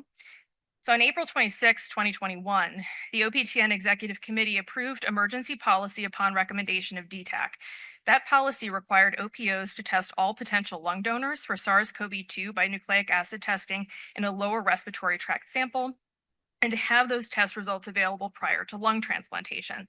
This recommendation was made after we had reviewed 3 cases of donor-derived transmission in which the lung donor tested negative for SARS-CoV-2 by nucleic acid testing from the upper respiratory tract, but retrospectively tested positive for SARS-CoV-2 by nucleic acid testing of a lower respiratory tract sample. Additionally, by March of 2021, only 60% of donors were being tested for SARS-CoV-2 in a lower respiratory tract sample using nucleic acid testing. And so the goal of this policy was to provide safety to lung transplant recipients while minimizing organ non-use. And so I just wanted to highlight that after policy was enacted, the response was immediate and sustained. Now, as a committee, we were also really interested in understanding whether there were any untoward consequences of transplanting organs from SARS-CoV-2 positive donors, particularly in the early phases of the pandemic.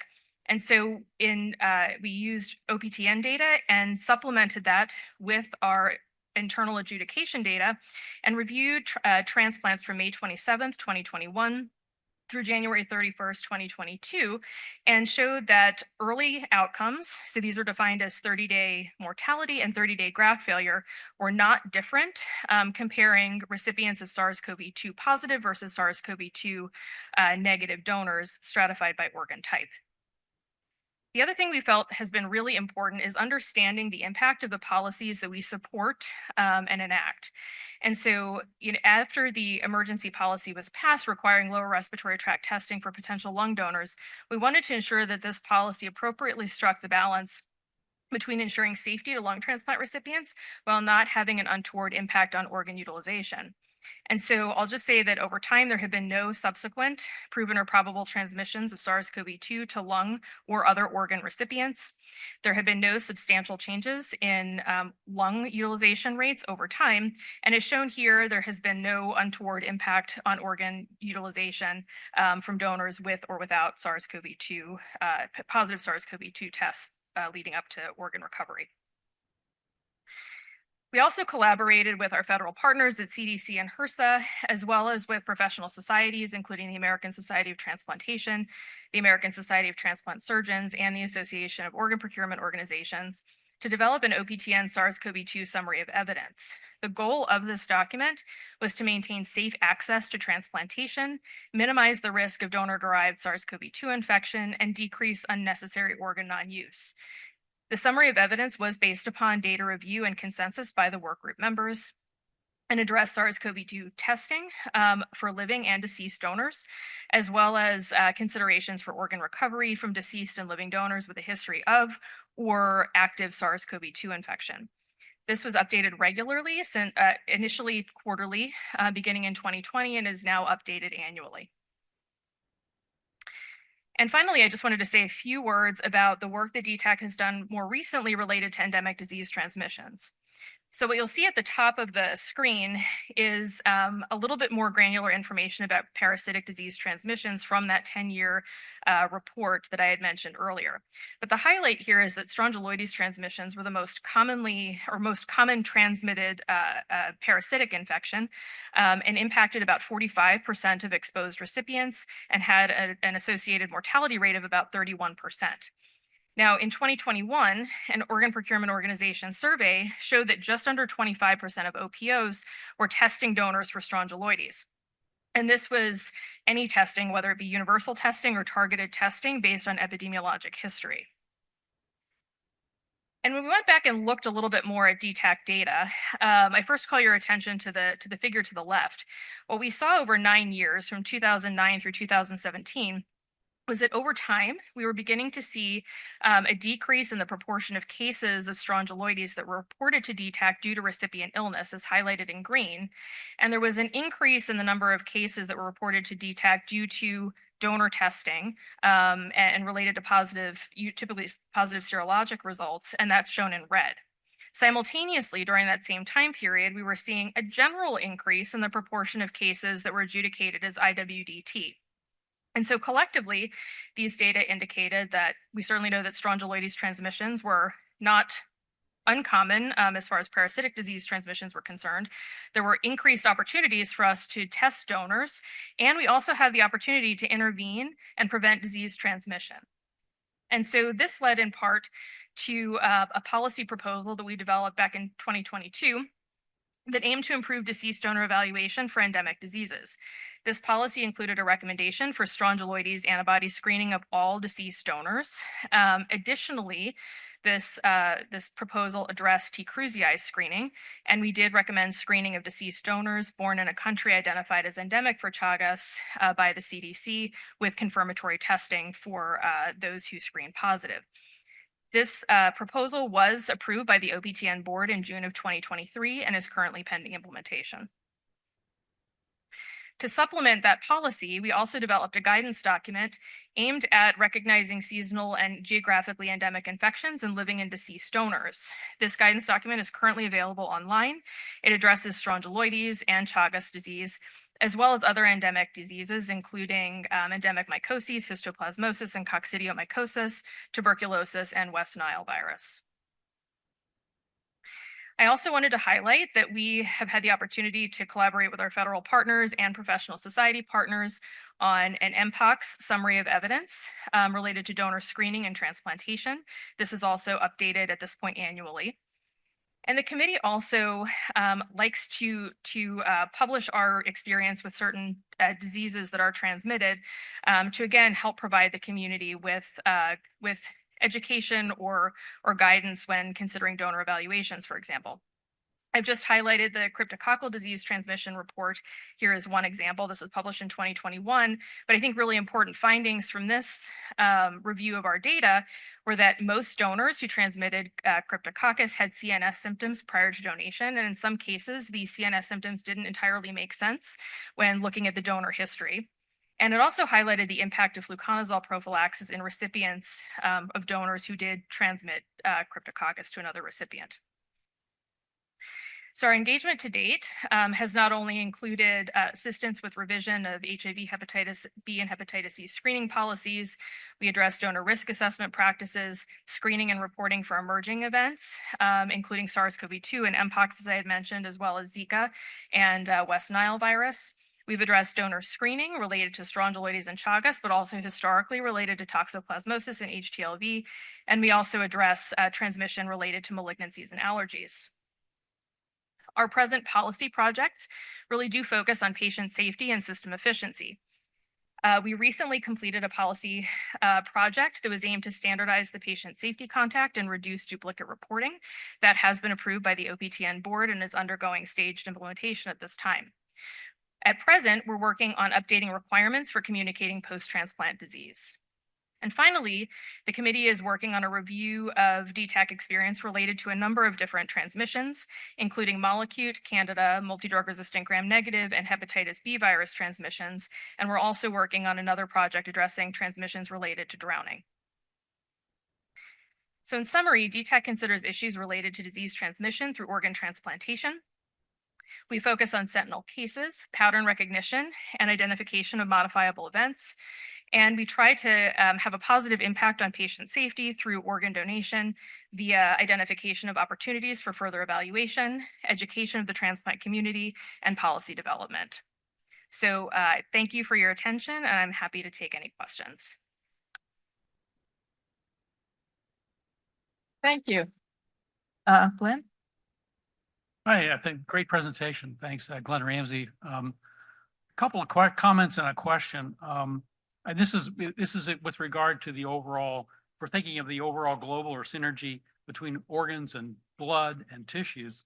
A comment that we were, as some of you know, we were involved in the Cache Valley virus investigation, and that was only done because the recipient, the patient, was an organ recipient, not because they were a transfusion recipient. But the CDC investigated the organs as well as the blood donors, and it turned out the blood donor was the source of the infection.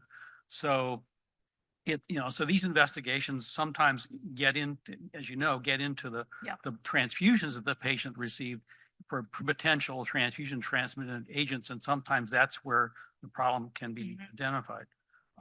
Another point that occurs to me is that maybe it's worth mentioning that when we get look back regulations and guidances from the FDA about blood, about blood products and blood donors, they're silent with regard to whether the recipient became an organ or a tissue donor later.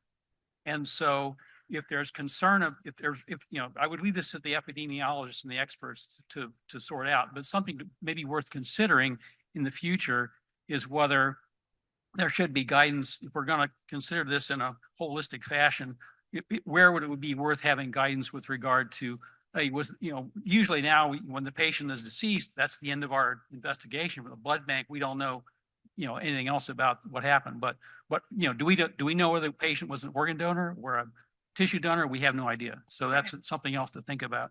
Yeah, fantastic point. And my question, I guess, is when you get into these organ donor investigations, does that always get back to whether the donor was a tissue donor and the facilities that might have harvested tissue from the donor? Yes, that's a fantastic question. So if in situations in which the organ donor may have been a tissue donor, that my understanding is that the donor ID would be the same in that regard. But I think there's still, maybe issues regarding tissue traceability once we're starting to consider where the tissues may have, what the ultimate disposition of the tissues may have been. Thank you. Cassandra? That was awesome. I'm very interested, and this is not necessarily a question for you, but in general, the DTAC infrastructure and just the infectious disease infrastructure that surrounds organs. It feels like from all the things that have gone on, we don't really have that sort of presence with tissue.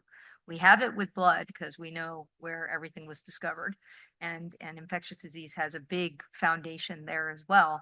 But it seems like that's one of the big pieces when you take apart, when we listen to both things. And I just wondered, I know there were people in pathology a long time ago because Ted was on there and other people who were very interested in the infectious disease aspects of tissue transplantation.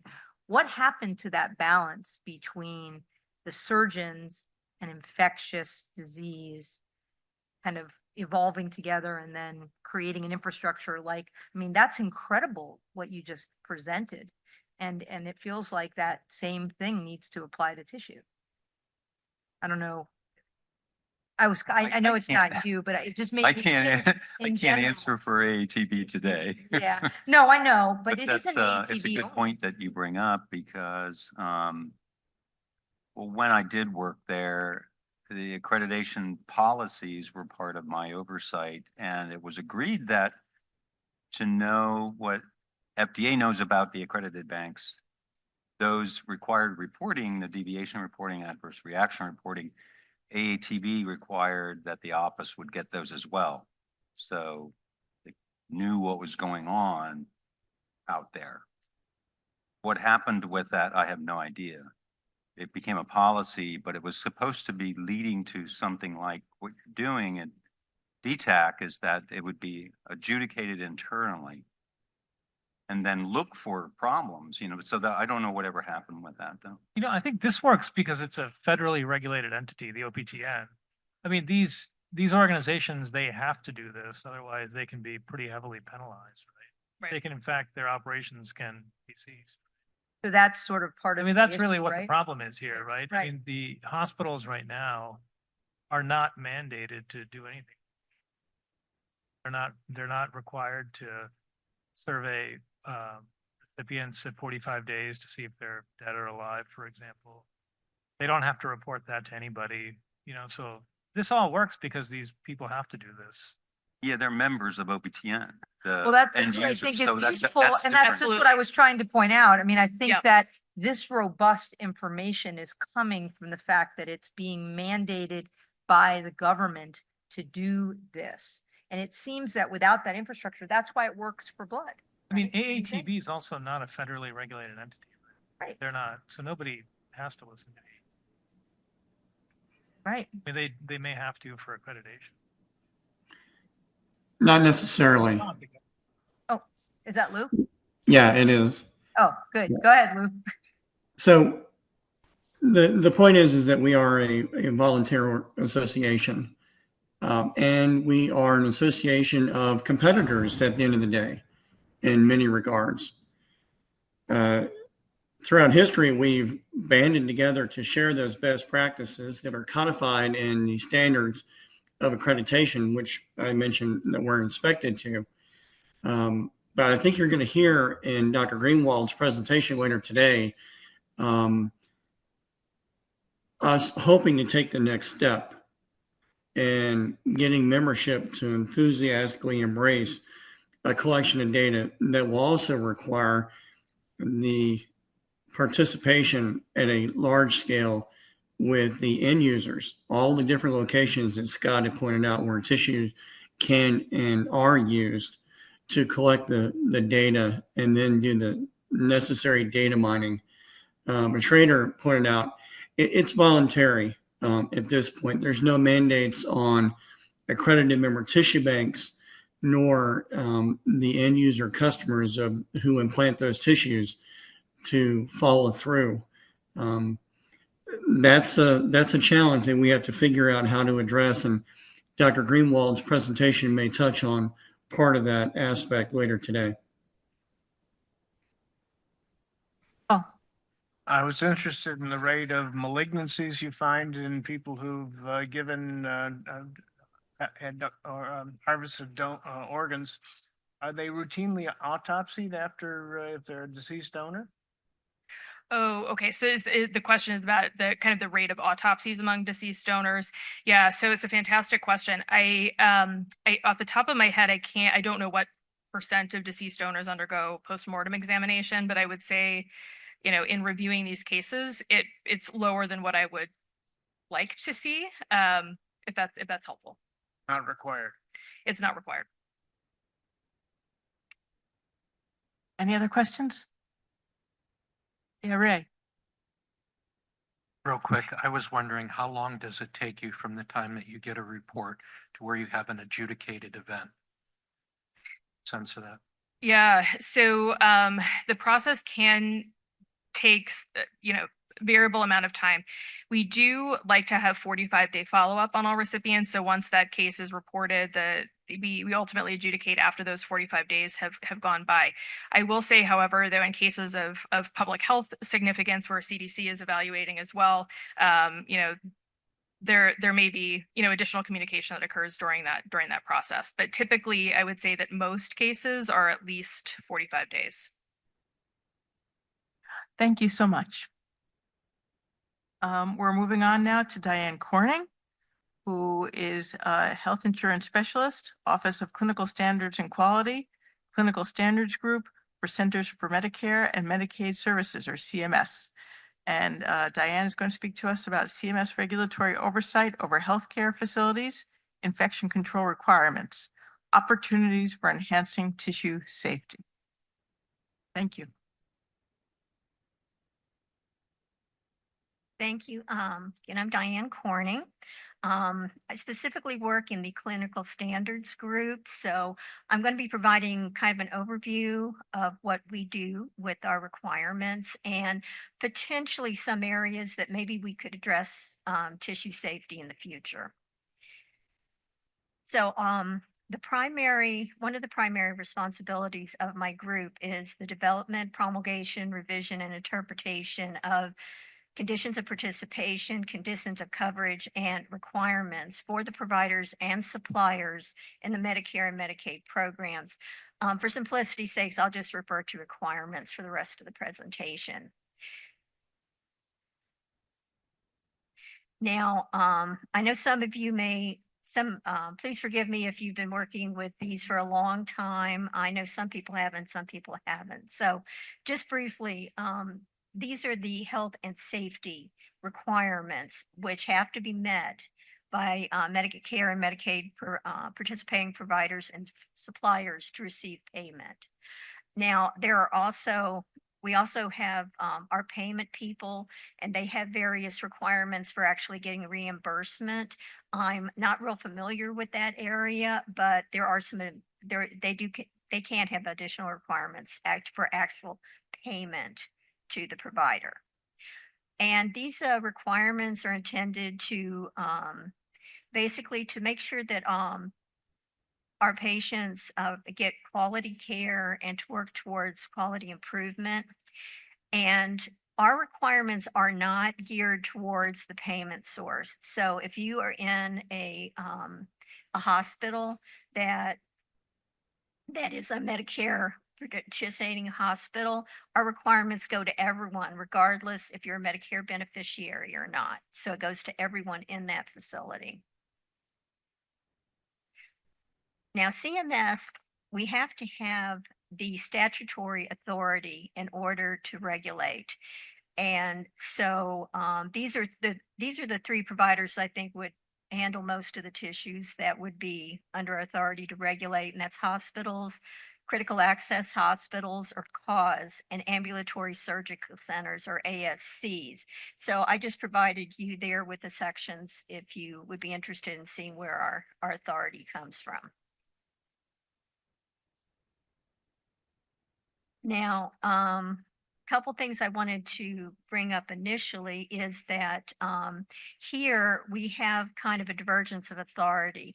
FDA, as Scott's presentation went over, FDA regulates tissues. Our authority has to be granted by statute. We do not have authority to regulate tissues. We regulate the providers, in this case, like I said, primarily the hospitals, the ASC, and the CAUS. So we would have to, anything CMS would do, we'd have to stay within our statutory authority. Now, tissue requirements could be either, well, two of the main ones, surgical services requirements or infection prevention and control requirements. And, but there are other, when we were thinking about it, there are others. For example, we have specific organ procurement association requirements, and I'm not sure how many, but I do know that some OPOs also recover tissue. In our transplant hospitals, we have particular requirements for them in the hospital requirements.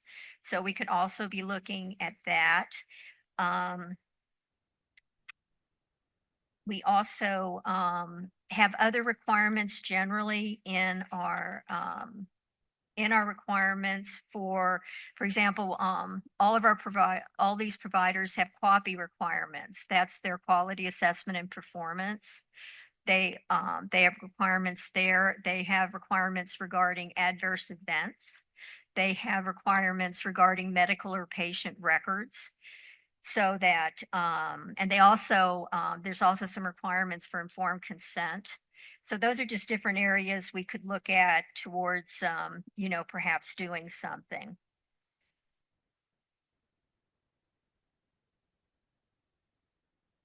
And I just wanted to point out that surgical service are what we refer to as an optional service. So not all hospitals or CAWs would provide these services. So anything, if CMS were to do something specific with tissue safety, it wouldn't go to them. Now, I wanted to talk about surgical services real briefly. One place that we do address tissue safety particularly is in surgical services. There's a requirement for the operative report to describe techniques, findings, and tissues removed or altered. And that must be written or dictated immediately following the surgery and signed by the surgeon. I didn't find any similar requirements with the other providers. And this obviously doesn't have anything to do with tissue tracking or anything like that. But it does require it in the operative report. Another place where tissue safety technically should be covered is in our requirements for infection control. Here I've got this is from the hospitals and the CAWs. They both must have facility-wide programs for the surveillance, prevention, and control of hospital-acquired infections and other infectious diseases. These programs must demonstrate adherence to nationally recognized infection prevention and control guidelines for reducing the development and transmission of HIAs. And since they have to be facility-wide, if they're providing surgical services, they most certainly, it should be within the infection prevention and control program, but we don't specifically have it there. And as Scott was talking about earlier, if it's not specifically required, there are some people that aren't going to do it. So we don't specifically bring out tissues. Also, in both hospitals, they must have a designated infection preventionist. We're not sure, since we don't specifically require it, but the infection preventionist is required to should be involved in any type of infection issue in the hospital.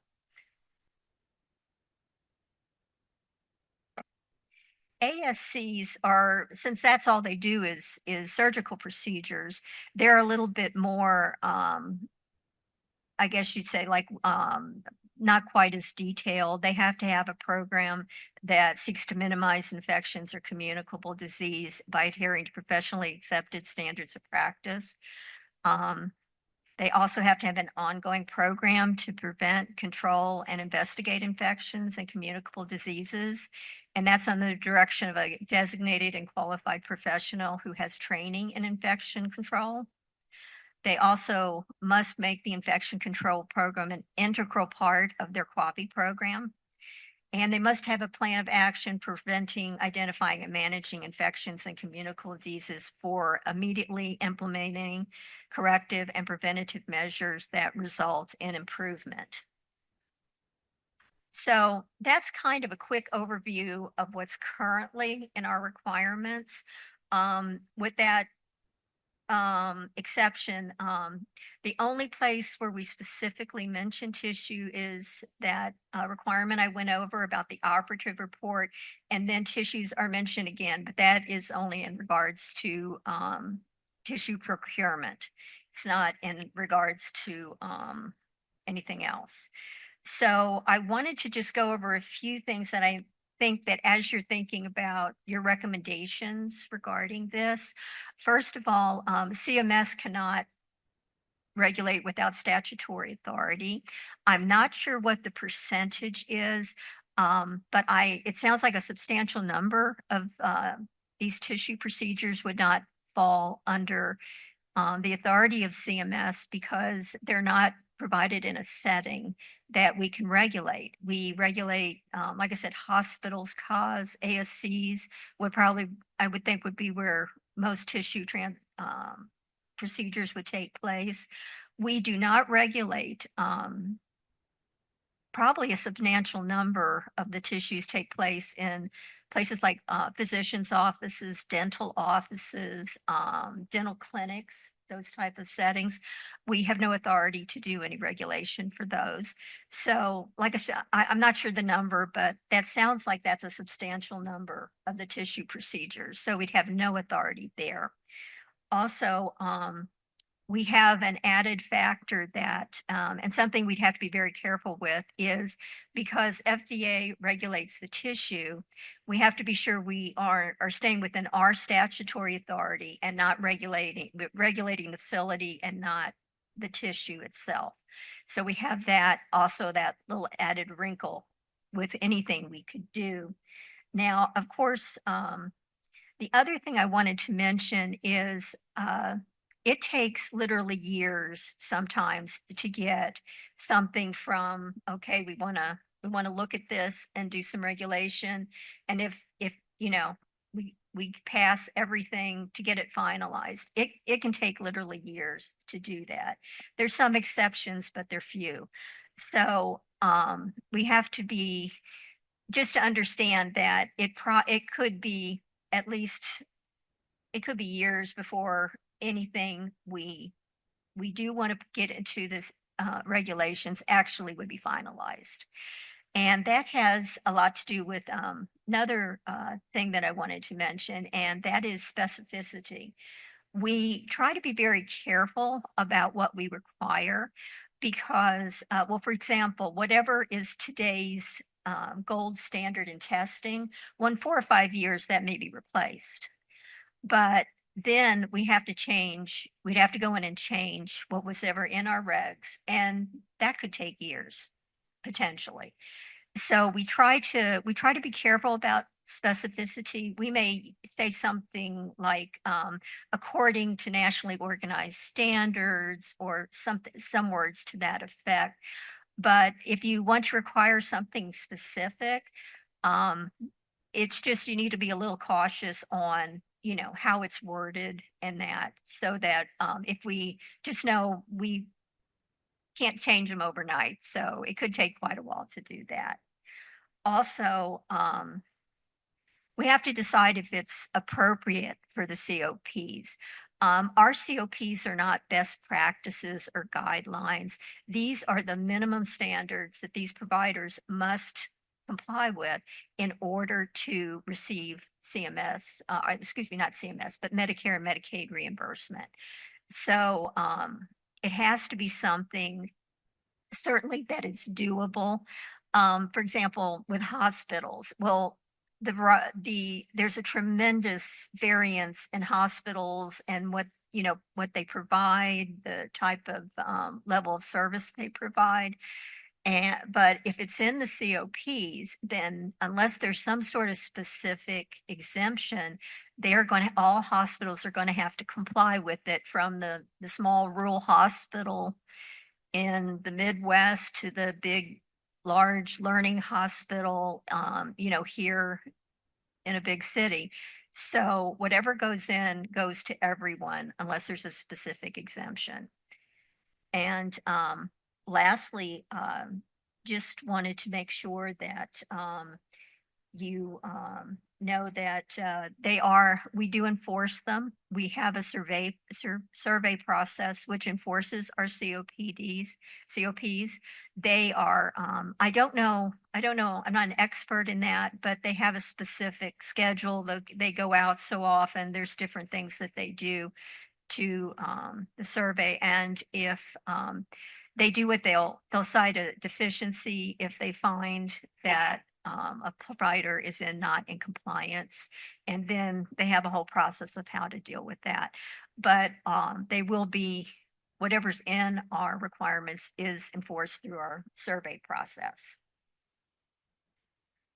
Yeah. That's right.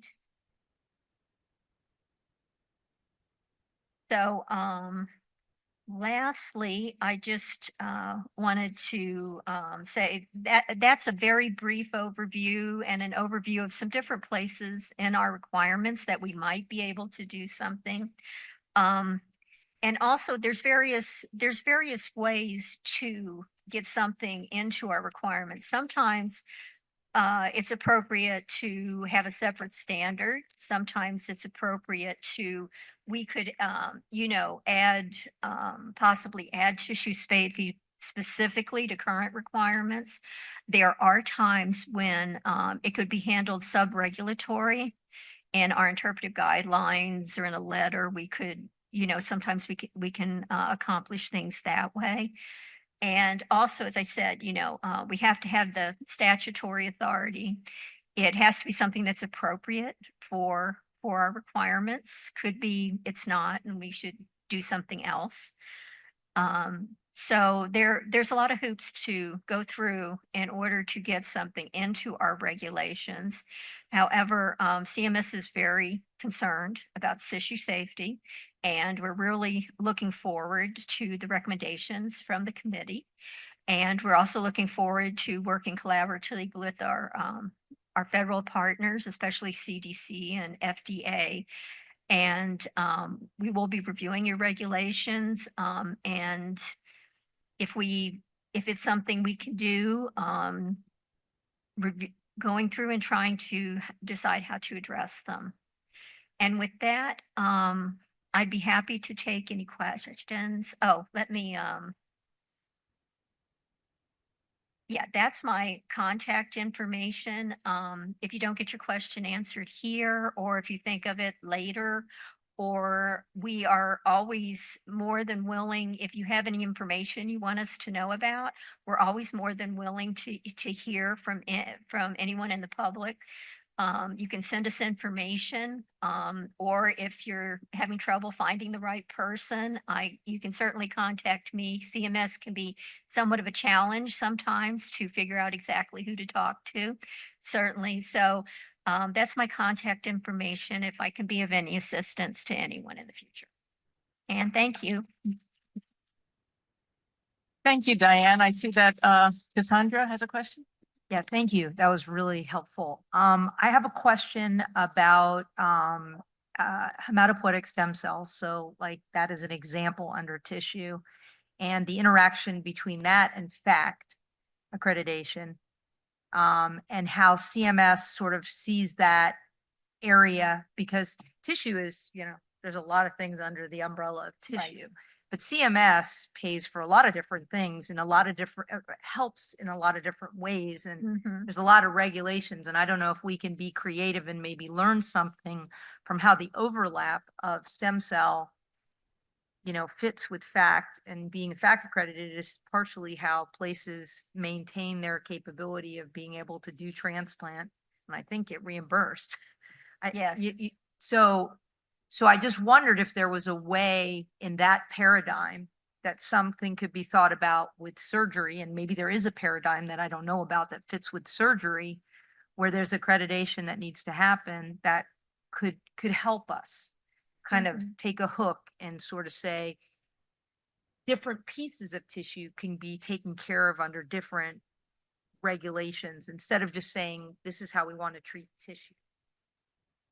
That, I don't know if that makes any sense or if it's even possible, but I was just trying to think of a creative way that you could expand your thinking about ways that things could be, I don't know, enforced. I don't know what the right word is, but, done appropriately without having to make a new regulation or do something brand new.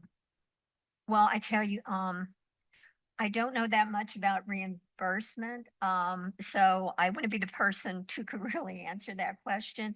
But I do think that that is certainly something we can look at, whatever, the recommendations suggest, whatever we look at and decide to do. That certainly is an avenue we can look at. Unfortunately, I'm just not the right person to ask about reimbursement. But I think you make an excellent point. Susan and then Glenn.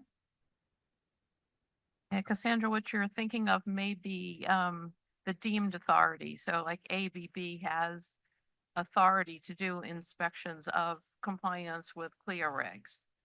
And FACT may have that, that same authority. So FACT is not establishing the requirements. They're just doing the assessment of compliance with those requirements. But you still need to have the conditions of participation specified.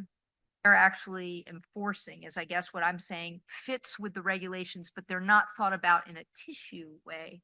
They're thought about for other reasons, like a DRG would capture other quality metrics, and then other agencies would come in and say, yes, you're meeting them all, but tissue's wrapped up in those. So I was just sort of thinking of a way, because it is tied back in some ways to reimbursement with CMS. But you're right, I don't mean it that they're making the rule, but they're sort of helping enforce it, which, you know, makes the hospital have some skin in the game. Yeah, I'm on the committee I've been on the committee as a representative from the College of American Pathologists. There's a seat on the committee for major accrediting organizations, I think it's worded. So I'm not, but my thought is along the same lines that the accrediting agencies are required to by, CMS to meet the CMS requirements. That's their basic, basic requirements.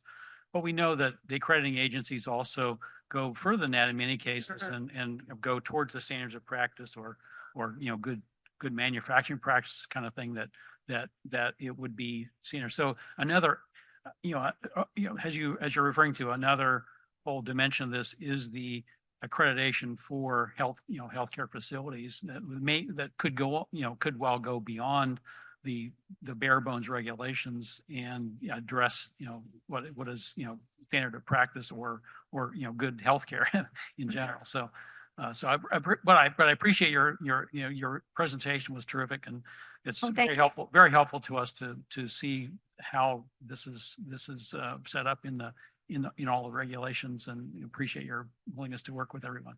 Well, thank you. Thank you. Hi, this is Daniela. Thank you. Yeah, it was a very helpful presentation. I was wondering if you can clarify to Dr. Ramsey and Dr. Josephson, as you were speaking about sort of this nebulous place of where we have such a great system in place for blood, tissue, not so much. And perhaps it's the foundation is in our accreditation system. When we have hospitals that want to have a surgery center, they must have a transfusion service or they can't exist. For instance, the state will come in and JCO will come in to audit or inspect and be able to provide a license to that hospital to actually live. Do you understand any of that type of interaction of how CMS and JCO interact and how hospitals can become accredited? And is something like that, would that be helpful in the space of tissue as it is for blood? Don't work in that area. I do know that, as you said, the doctor said that accrediting agencies have to meet our standards. They can certainly go beyond them, but they have to meet them. There's a process whereby they apply to be approved. And someone at CMS actually sits down and looks at our standards and theirs to make sure that they're at least to our standards. So there is a process to approve. I'm not sure beyond that exactly how that interacts. You make a very good point. Blood has a lot more requirements and that than tissue. I'm not quite, I really can't answer why that is. I know that has existed for a while, and obviously a lot of people are trying to change that. Thank you. Thank you. Any other questions? I think you'll find out tomorrow. We had a representative from the Joint Commission in the work groups, I think one or two, and he explained it very well. They have a transplant safety chapter, tissue, the transplantation safety section, I think it's section 3. And there's really good guidelines there, standards to follow, elements of performance for management of tissue. And it covers really what we would like to accomplish here, but it's not enforceable because it's not a rule. It's not related to a final rule or a regulation that requires the entities they cover to follow. Yeah, it's interesting but they can cite, in their surveys, they can cite them only for improvements to be made, I think is how he described it, but it's in their gap analysis. There is a section that addresses that. So it's Yeah. really enforceable only when it's a final rule that must be followed. Yeah, and that's not the only accrediting organization for health, for hospitals, as Right, we all know. right. So there are different levels of requirements that may exist among the different organizations that are approved for healthcare, accreditation. So Yeah, DNV and others, I Right, think, yeah. right? The long acronyms with a lot of A's. But yeah, thank you. Thank you. Thank you. I'd like to introduce our final speaker of the day, Melissa Greenwald, Dr. Melissa Greenwald. She's CMO of the American Association of Tissue Banks, AATB, and her talk will be how do tissue establishments conduct product tracking? Thank you. All right, everybody, so very kind. Thank you very much. So I am here today to talk about tissue traceability and retrieval from AATB's perspective. And so today I'm going to give sort of an overview of AATB and then the U.S. tissue banking system, so that'll give enough background about tissue tracking and tracing itself. And I'm excited to talk about the future of tissue banking with AATB. The American Association of Tissue Banks is a professional, nonprofit, scientific, and educational organization, and it is the premier standard-setting body for promoting the safety and the use of donated human tissues. And a large proportion of the tissues that are distributed in the United States for transplant are certainly from AATB accredited tissue establishments.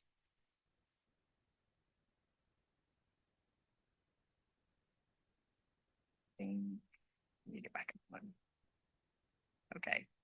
So the standards were first published in 1985 and 1984, and starting in January of 2025, the 15th edition will become effective. The standards are quite comprehensive and address several provisions related to product traceability and retrieval or recall. But it is important to keep in mind that AATB standards cover only accredited establishments, and like FDA, that oversight ends once the product is received at the clinical facility. And the AATB Standards Committee includes a lot of industry experts, including federal and state stakeholders, as you'll see here, that for the governance of the standards, things start with the Standards Committee, but are certainly maybe referred by AATB councils, AATB staff, or even from some of our non-voting participants, experts. And once standards are considered for revision, then those revisions would go through membership notice and comment. Then it would have to go back to the Standards Committee for approval and ultimately to the Board of Governors for approval. But the intent then is that the AATB standards are often broader in scope and maybe more detailed or more stringent than FDA regulations. We certainly strive to ensure that the AATB standards conform to federal regulations and guidance documents. So the intent is always that if you're in compliance with AATB standards, that then you'll also be in compliance with the federal requirements. But the AATB standards do not specifically address regulations outside of the United States, state regulations, or other standards or accreditation bodies within the standards. It gets to be a little bit too complicated. And that accreditation is based upon compliance then with the standards and the policies. There are 125 accredited establishments at this time, spanning across 6 countries, representing several different types of tissues and activities. The banks are inspected approximately every 3 years, and AATB inspectors have experience auditing against 21 CFR Part 1271 regulations.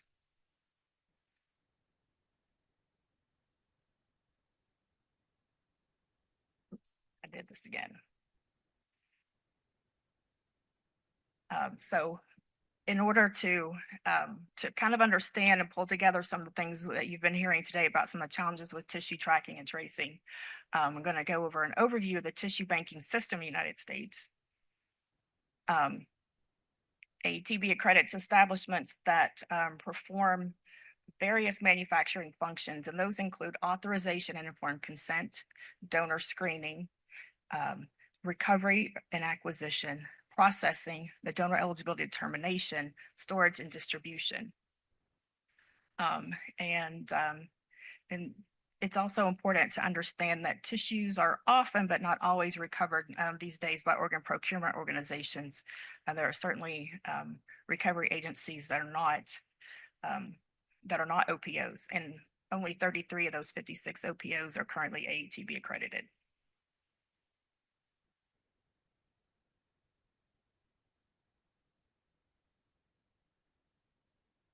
So the tissue workflow is complicated. And so if we're thinking about the handling of tissues from the time of recovery until the time it is implanted, from any one individual donor, they may donate organs, they may donate eyes and tissues. There could be multiple different recovery agencies involved. Tissue from any one donor can go to multiple processors, and then they may be distributed directly to the end user or the consignee, but they may be distributed through tissue distribution intermediaries. And then there are products that are used, as has been pointed out earlier today, in multiple clinical applications. And so there are a lot of different types of clinicians to think about when trying to do communications about tissue safety and reporting. So those different product end users may be at doctor's offices, dentists, standalone surgical centers, and certainly not necessarily at hospitals. This is a visual representation then of the tissue and eye transplant process for deceased donors. It was created by colleague Hussein Ezeldin at the FDA for a paper that's currently in review. And I just wanted to walk through this briefly to show that the key steps along the way with tissue transplantation and how along each step along the way there are multiple different directions in which that tissue can go. And I'm going to show that a little bit in more detail in just a moment. So now we're going to go into the heart of the tissue tracking and tracing.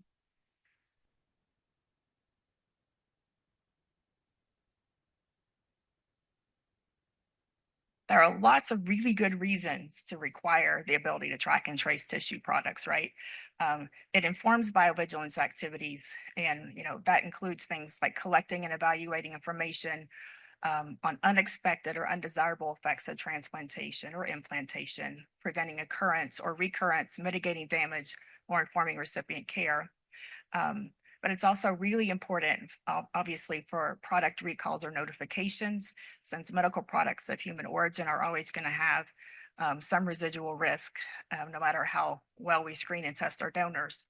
And certainly with product recalls and notifications for communicable disease transmissions is what we're most concerned about today.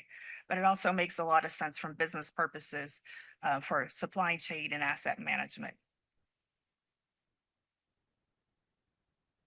Ideally, these are the elements that would be included as part of the tissue tracking and tracing system. There should be a unique donor identifier that's included for each product to follow the product from the point of use. It would collect and store data about the movement of the product through the supply chain, obviously from the time of collection to distribution and ultimately then to the recipient. Capture patient outcomes, those outcomes data, and would prevent the monitoring to identify possible trends and adverse events, and tissue adverse events, obviously, though, must be reported timely and actions taken when it's necessary. The AATB standards have several places that require traceability, and that's part of quality assurance, part of a section called traceability and documentation, as well as for adverse events and recalls. And the team put together the slides with the specific requirements in the AATB standards.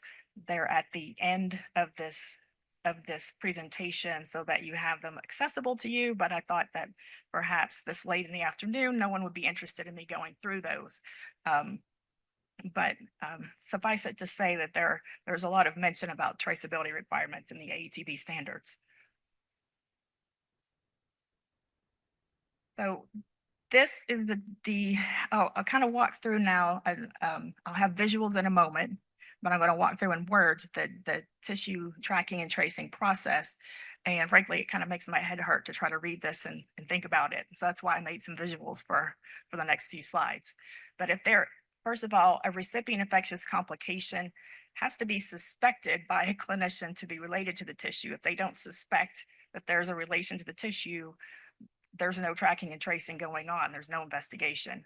If that tissue is suspected, then somebody at the hospital, the clinician, probably more likely other staff members, would need to notify the distributor or the processor. And if the distributor was involved, there will be quality agreements that require that distributor to, basically in turn contact the processor themselves. And the processor must investigate the tissue products when there's a suspected infectious complication. And then if they find that that there is a possible transmission event, and then it would be appropriate then to require reporting is required to the AETB and to FDA. At some point during this, public health notifications, involving CDC or local public health departments might be involved if they're notifiable diseases or if a large transmission event is suspected. The processor then has to notify the recovery agency, because the recovery agencies are the ones that know where the tissue was all the different processors they sent tissues to. And then, so their own consignees, as well as the recovery agency, to then go back out and notify other processors from that same tissue donor. And those other processors would then have to follow up with their own consignees. And those end users then are responsible, though, for the patient follow-up.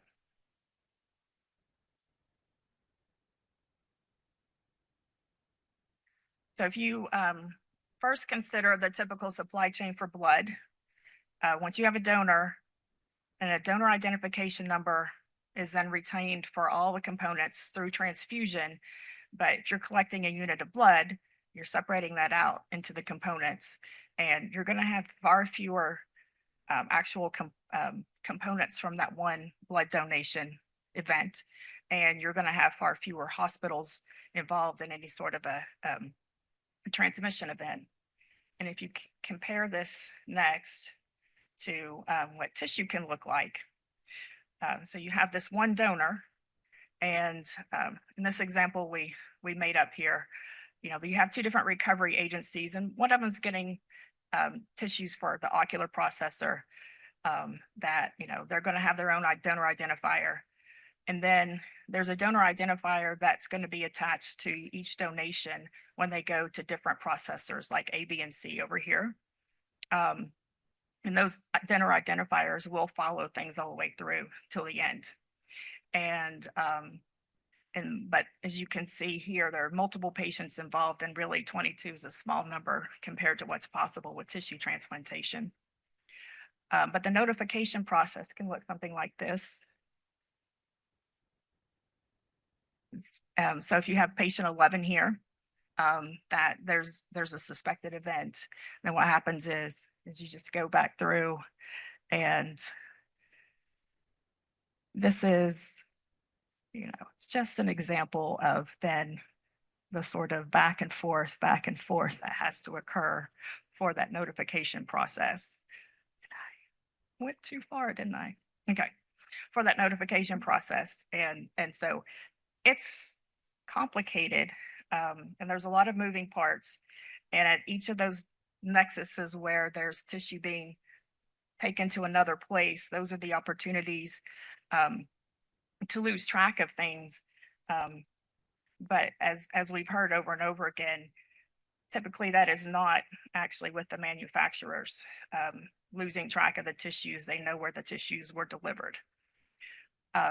we had a lot of really good presentations today with tissue tracking timelines from published investigations, but I had pulled a few where I just want to look at the timelines just to make a few salient points from some of those public health events to go over a few themes. And so this was the 2001 HCV transmission case where there were 40 total recipients, 8 including 3 organs and 5 tissue recipients were infected. And as you see here, this index case was not identified until April of 2002. And this was actually a tissue recipient where the clinician identified that somebody got HCV and hey, maybe that's a tissue that they got, and started an investigation. Started reporting that out, and the tissues were withdrawn a few months later because it wasn't until June that after the event in April that the tissue was identified. So it took about a month for the tissues to be withdrawn. But the thing that haunts all of us, of course, is that those 3 HCV infections that were diagnosed prior to the index case, and had any of those been sort of reported back through the system, that transmission event might have been prevented.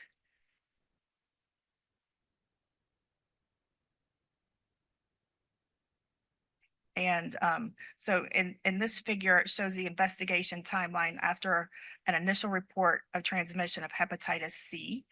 And this was in 2011, so it was a decade after the previous event. And so in March of 2011, there were 3 organs, 2 kidneys and a liver from the donor that were transplanted into 3 recipients at a local hospital in Kentucky. And then in September, 2 of those kidney recipients tested positive for HCV by nucleic acid amplification testing. After those positive results were obtained, a cardiopulmonary patch was implanted into a tissue recipient who did eventually test positive for hepatitis C.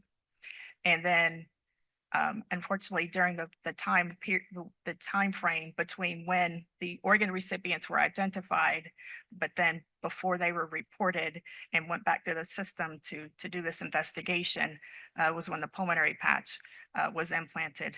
And again, the longer period of time it took once the tissue was identified as a problem, became identifying then all the recipients of products. Then in 2004, this rabies transmission, there were 3 organ recipients and that recipient of a vascular segment that was described earlier from that organ donor. And I just want to highlight in this case that the unlabeled blood vessel, which normally would be a tissue, not under those circumstances, did transmit rabies virus, and that no tissues had been recovered from this donor, thankfully, largely due to those toxicology results. But had there been tissues procured from this donor with a rapidly fatal virus like rabies, preventing transplantation of any tissues from that same donor would have been imperative in order to prevent recipient death.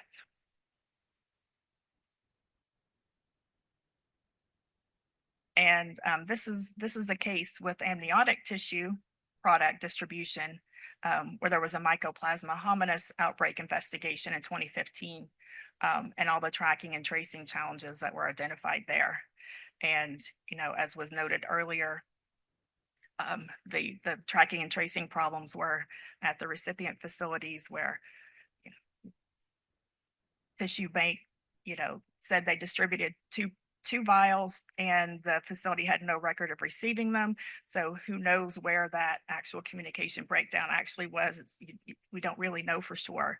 But 3 of them, as was reported before, the facility only recorded the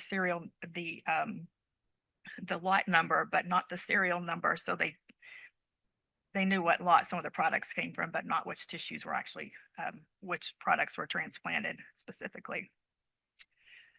And of course, now we are with the recent TB transmission in 2021. And by June 2nd, once that second case was identified, there was a donor recall that was initiated on that in June as well. The remaining unused products were sequestered and tested, and it took about a week to identify all the recipients and get them all notified.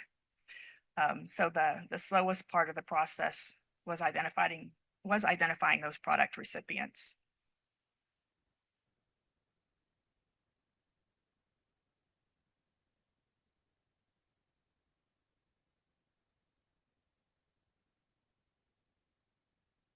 And so this is the timeline from the paper detailing the specific challenges encountered with recipient identification in that 2021 TB transmission case, where there was probably the mix-up in the medical records. And so there were people treated unnecessarily, other people who should have been treated who weren't treated. And there were an awful lot of time and resources that went into investigating what thankfully appeared to be not yet another transmission case. And so the sticking point in performing the recalls, the clinicians have to identify that tissues are implicated.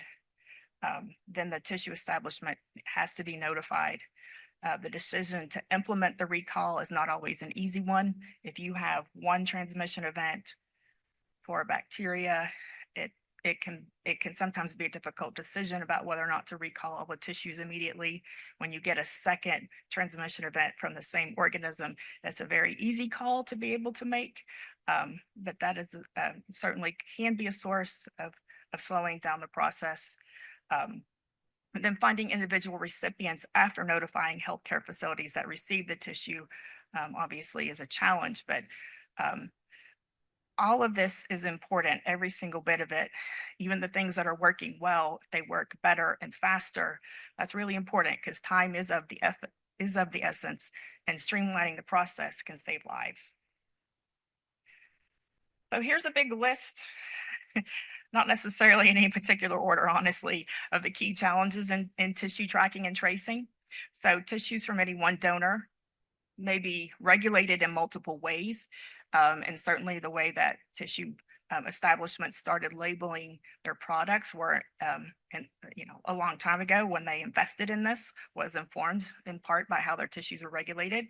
There are multiple donor IDs that are used throughout the transplant process. And so while you can track things back and forth, somebody in another hospital, you can't just put out a recall like you can for food and say, if you have this lot number, or if it's this product, with this date on it, don't eat it, give it back to the grocery store. But we can't really do that with tissues unless we're looking at the specific IDs, back through that individual tissue establishment, as opposed to being more global. The return of implant cards is not consistent. And when they are, the data from them are not always electronically accessible. Searchable notification of consignees has not been a challenge to date, although the clinical record keeping and recipient tracing certainly have been. Our adverse event system in the United States is passive, and it does create a lag time in the recognition and the reporting of adverse events.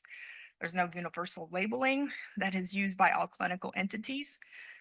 Although I don't think universal labeling alone is certainly going to solve our challenges in tissue tracking and tracing. There's a lack of real-time electronic systems for use with tissue tracking and tracing that extend all the way to the clinical point of use, and the end user base is diverse. So now for the future of tissue tracking and tracing. I think what would be ideal, what I would love to see, is if we could have the ability to electronically and just instantaneously push a button and we can look at the tissue, label, and identify if tissue is from a particular recalled donor. Even if you're not notified by whoever sold you the tissue, if you could look yourself, that would be really awesome. The ability to electronically and instantaneously track and trace tissues in real time, and be able to trace back from the donor forward to all the recipients and not just the consignee. So that would be really, the type of system that we would hope for.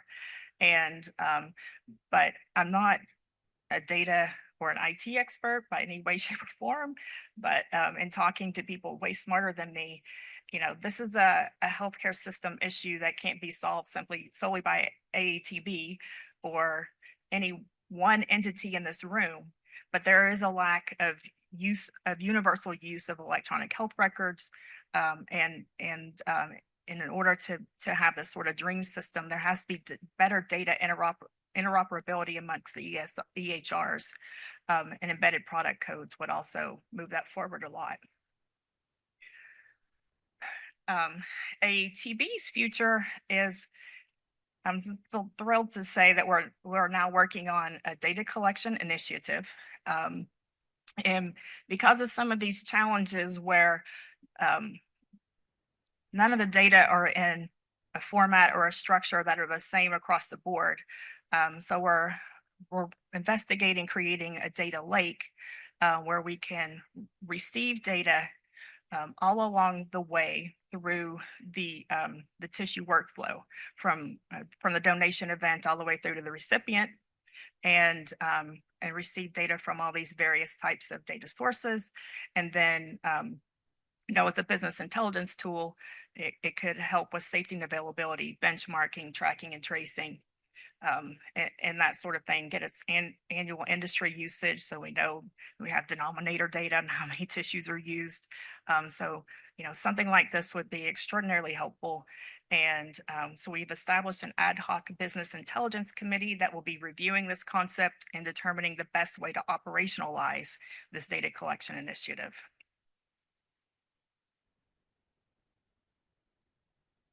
And since all this meeting in part was started because of the MTB outbreaks, AATB has responded to those with a series of actions, including new rigorous evidence-based criteria for donors of products with viable cells for tuberculosis, evolving approaches to standard setting and accreditation, and increasing the engagement in the medical leadership throughout the tissue banking industry.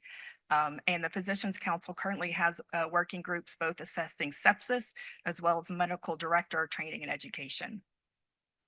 So in conclusion, the tissue landscape is rather complex. I think we can all agree on that. And tissue establishments are functionally able to track product until the point that it's in the hands of the clinical entities. And it is most likely to break down in the hands of the end users. So I would like to thank you, and especially thank my colleagues at AATB who helped put this slide presentation together. And I'll be happy to entertain questions.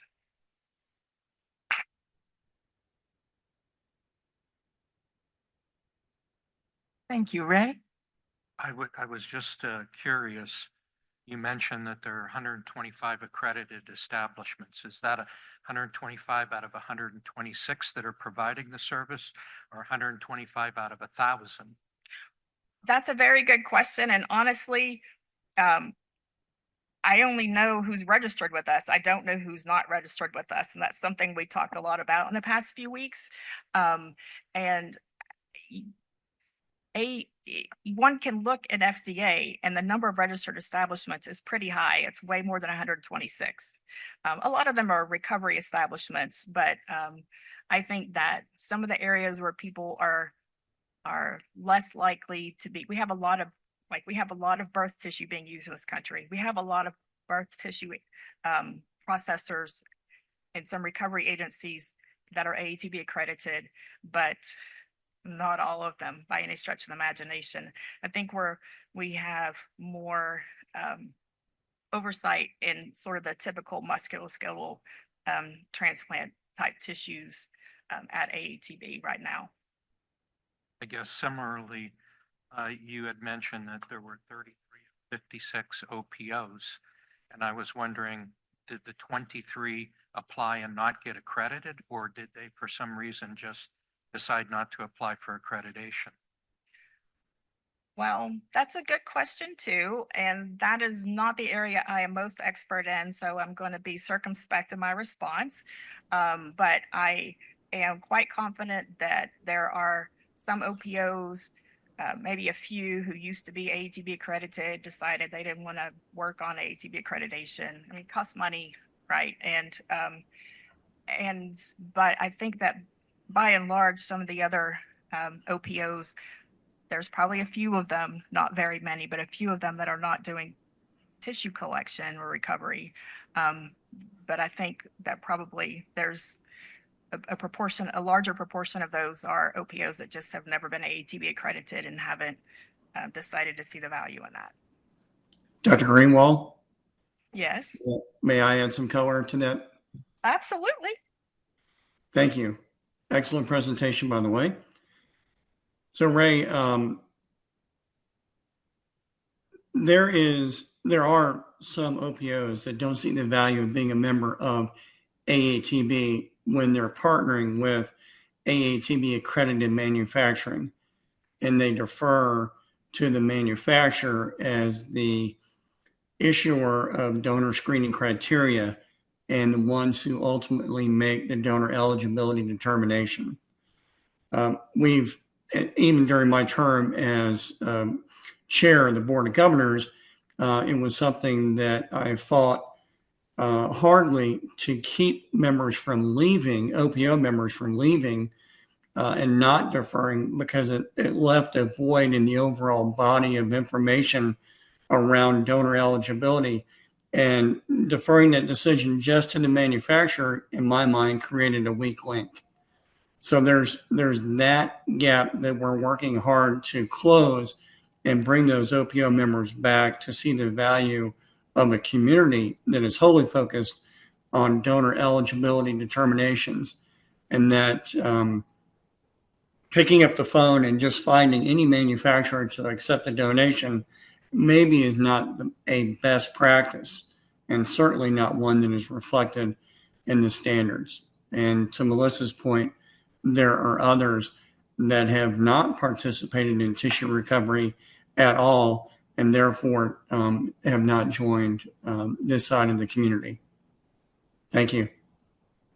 Thank you, Lou. Are there other questions? Melissa, could you talk a little bit about what percentage of the U.S. tissue is actually distributed by? Only because this is a national kind of issue, and if we're talking about 20%, 70%, 99%, helpful for this committee. Relative percentage of distribution of tissue. And the other one was, you had a very nice designation of when a donation occurs and the different way that the different tissue processors would assign their identification of handling the tissue. God has convinced me that that's really not a major issue, but there was one instance where it seemed to be there was a flip somewhere where maybe tissue.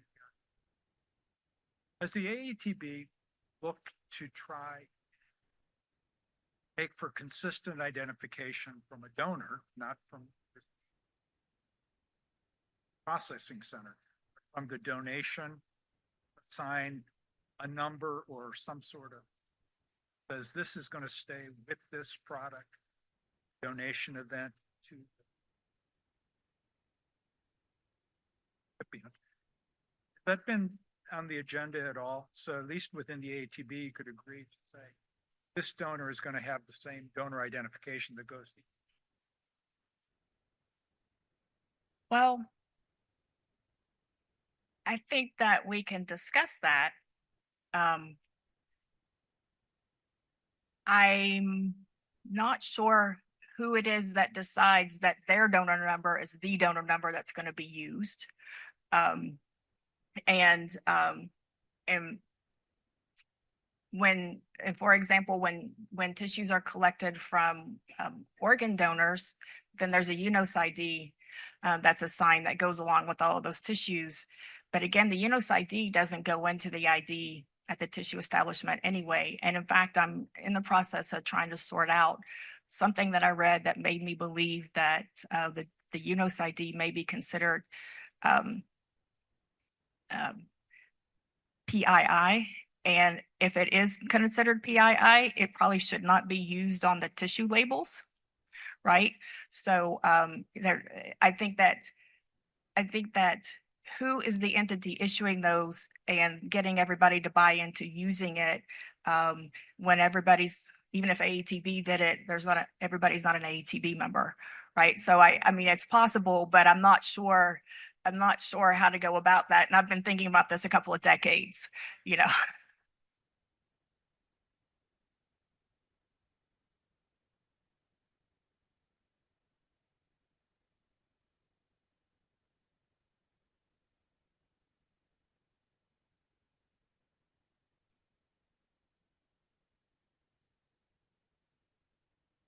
I don't disagree with you on that. I think that there are far bigger issues to address, before having the same donor ID available. Although as you saw, I do agree that having that consistency would be useful. Now, as far as knowing the percentage that are AATB accredited, I don't know. I mean, we've all talked about the fact that we don't know how many tissues are distributed. I personally do not know the number of establishments. And, when I look on the FDA Hector's database, it has a lot of registrations, but there's also a lot of duplications. And, when people have different physical locations, they all have to register separately. So the answer is I don't know, just like nobody else really knows. But I think that given, I think that the percentage is quite high in musculoskeletal, and but I really, really am loath to make guesses based upon no real information. So I'm sorry, I just That's can't. okay. And then Sridhar, do you have any clue as to, of the things that the CDC has investigated, how many have come from AATB members who would in theory adhere to the standards and all the rest? And how many came from agency process?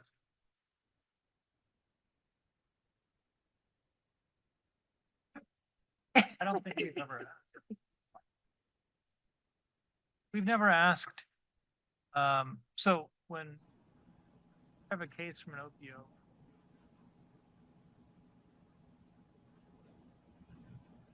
has musculoskeletal tissue,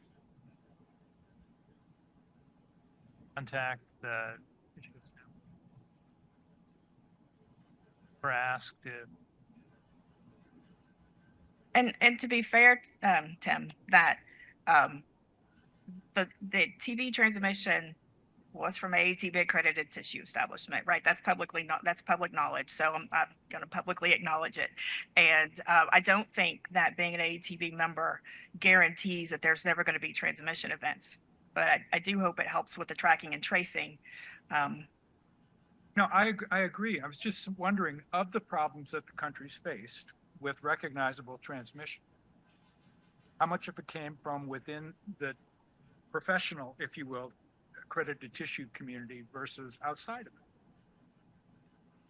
I mean, I was just curious, I mean, because it's a question of where do you push your efforts to try to. One of the things which doesn't come up in any of this stuff really is the common, or and DTAC approach is a lot of the bacteria that get transmitted are common bacteria. They're Ehrlichia. It's not the Clostridia. It's not Ehrlichia. It's not a bunch of things which are out. Common bacteria which go through, and we never see that in, or at least of the investigated thing. We know it's there somewhere, but we don't know at what regulation. I was just curious as to. Well, if I may add, Dr. Pruitt, some color here. The significant difference between the two data sets is the type of processing that most of these tissues go through. The majority of the tissue that is processed and distributed in the country are treated with antibiotics, alcohols, and other agents in an attempt to reduce or eliminate the bioburden.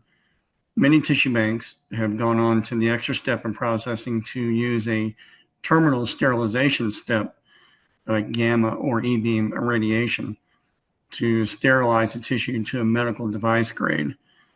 So as a former tissue bank operator, I did not see and did not experience in my own facilities between multiple states where I've worked. I did not see incidents of bacterial transmissions to recipients that were associated with my tissue donors and their tissue final products, in part because of the manufacturing method, and in part to the donor screening on and controls on the recovery side on the front end. So it's kind of an apples and orange comparison between the two data sets. And in large part, I don't think there's much of an issue there. And I don't think it's being overlooked or underreported because of those manufacturing methods. I will weigh in on, while Melissa has held back, my view is that the majority of the tissues that are distributed in the country are AATB accredited tissues. And we have had sentinel events in our history with AATB accredited members, MTB, the ACV case of, most recent examples back to the HIV case. It's important, I think, that the room remember how the voluntary membership has responded to each of those, and moving forward, structured new standards, new guidances, and new screening tools to further reduce the risk associated with the tissue transplantations. I fully acknowledge there's always work to be done to continue to perfect the system. In search of perfection, we don't want, what's the phrase, it to be the enemy of good work. And the response to MTB is another example of how AATB said, hey, we've had an event. We got our experts together from the Physicians Council, and we issued new donor screening and eligibility guidance to membership. And is that an absolute guarantee it won't happen again? No. But I think it represents the right response from the community and its concern about protecting recipients. Yvette? So first I want to thank Jim and the team for putting together this agenda today, because the perfect person to end this conversation was Dr. Greenwald. So I've never used these two words in the same sentence before, elegantly complicated, but you did such an excellent job with that graphic with the red circles, because it was a perfect visual to show how complicated this process is from donor to the number of recipients and how difficult it is to track. So based on the conversation today, I think many of us do want a linear process to get to how we regulate this process. But because it's fragmented in terms of donor and tracking and then transplantation or usage of the tissue, this is not a linear process. So I feel, and I'm just listening to the conversation today, that it might be difficult to have a single process to ensure that we can track, from donor to whoever receives the tissue and to whom it's transplanted, that we're not going to have a singular linear answer to what we're looking for. But as Lou just mentioned, we can't let what our thinking really hinder us from doing something in the interim as we work toward what we might think might be perfection. Thanks for those comments. I Cassandra? think one of the main things here is that we do have unique numbers, and on all of these cases, there were unique numbers. The issues have happened when it leaves the tissue bank and goes to the consignee, and then to track down that last patient. So they did have unique numbers. It was not split with another tissue bank, and there was a unique number. So one of the pleas in all of this is to fix that last loop too of the end recipient to the patient, and make sure that once it hits that hospital door or that dental office, that we can track it all the way through. I think there's going to be more than one way. It's not all about the number. It's not all about screening. It's not all about the end user. It's an entire circle. And that's why it's taken them 2 years to get us here today. And I just wanted to echo what Tim was saying about being able to do that traceability, which sort of goes to your point. What Sridhar and what Kristen emphasized were what they couldn't track. Those are the most important ones because they're the ones that are the prevention of the spread of whatever it is that we find. We're never going to have zero. We're never, because it's a biologic. We're just never going to have that. But to know that we looked back every time and we said as the conclusion that we could have prevented it had we known before, or how about we can't even find the last 5? That just can't be. And we would never stand for that in blood. Not in a million years would we stand for it with organs. And so we do need to connect the dots. We need to make stuff that are these cards that are still in existence, cards. There's no way to keep track of those electronically and go and look. No matter how everybody thinks it's great or we don't want to pass HIPAA, that's not the problem. The problem is we don't have a connection that we actually need to have. We have freestanding systems in hospitals that are tracking tissue that are connected to nothing. They're not connected to the medical record and they're not connected to the tissue bank. So to me, what one of the concentrations needs to be that. I want to emphasize something on the other side that we sort of somehow are missing. In those cases that were presented today, what's the deal with the donor eligibility? Why is an 86-year-old person donating bone? That should be the question, right? Even if he wasn't sick, is that bone the proper type of bone to go give to somebody who's really young? Probably not. So what is the driving force behind getting that donor to donate tissue? That's the part that I don't understand in a lot of this. And I don't understand how the regulations between AATB and between the OPO, and some of them are the same and some of them are not. Who's responsible for deciding who's eligible to give tissue? I thought there were strict criteria, but it doesn't seem like it. In all these cases, there's somebody asking, and we're having tainted stuff enter the system, which is not helping us either. So I just wanted to say that. Any other questions or comments? Jed and then Scott. Very briefly, I've recently had the incredible honor of working with Dr. Lou Katz on the ABB's emerging infectious disease things, evaluation of the latest arbovirus, oropouche, mpox, et cetera. And we have been incredibly blessed by the fact that Lou is prescient to all of the evolving infections and organs as well. As Lou moves on, who is connecting all of these? And I think we depend completely on Sridhar, who wears many hats. But it's not clear to me that the infrastructure is hardwired to make sure knowledge learned in one community is shared. I can at least speak to the fact that it's not going to speak to what happens when Lou Katz leaves, but AATB does have someone who does attend those meetings. And when I was at FDA, I used to attend those meetings, so I could learn, from the discussions during those meetings as well.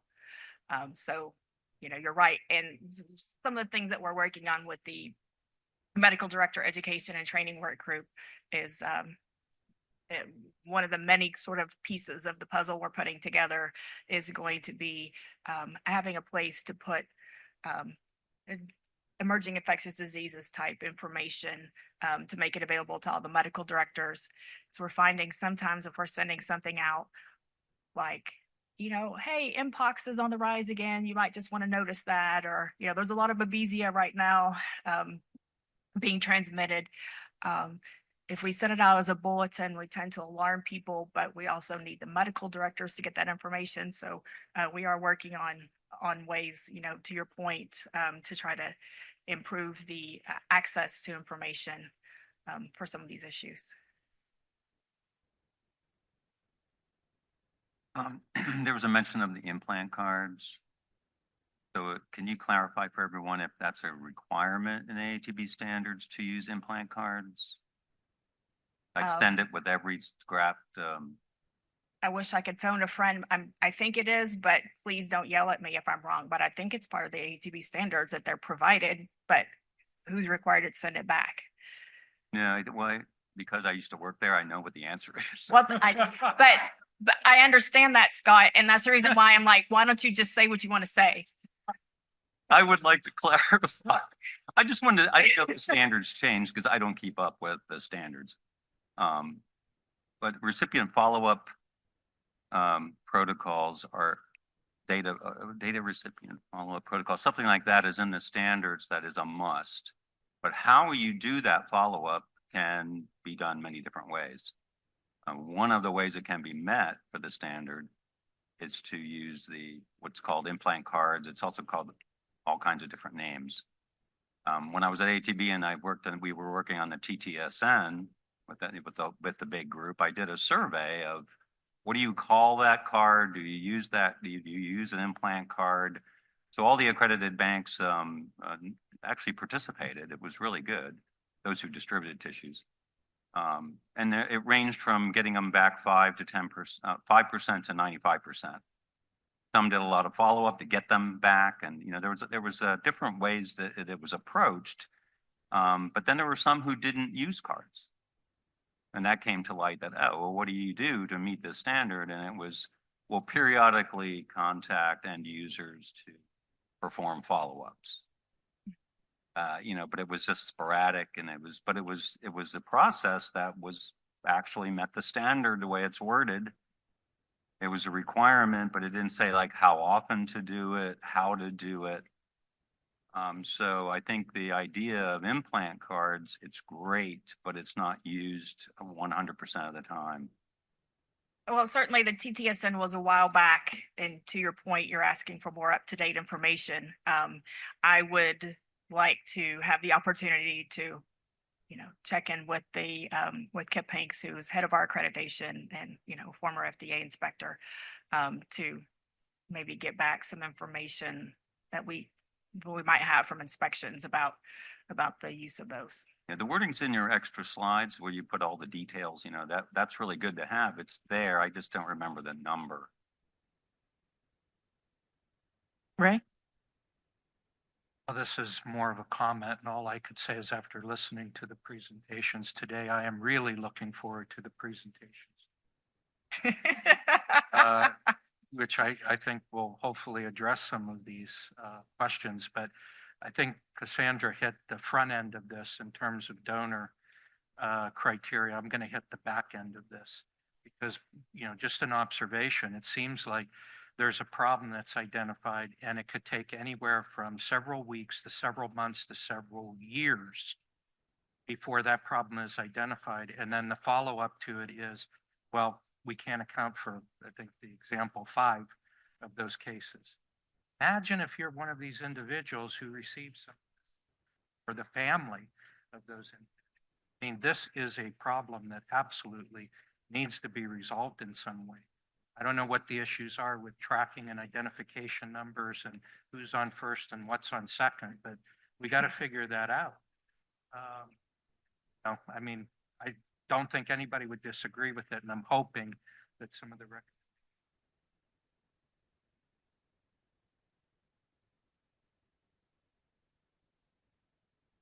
Thank you, Melissa. Thank you.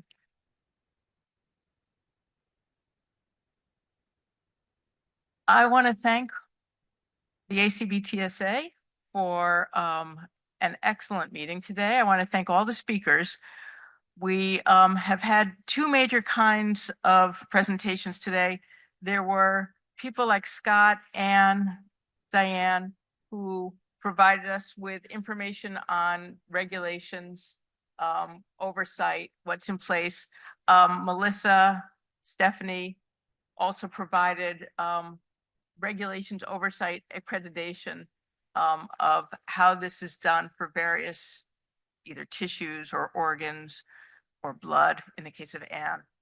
And then we also had Sridhar, Kristen, and Melissa, who provided us with scenarios that detailed tragic events that shouldn't have happened.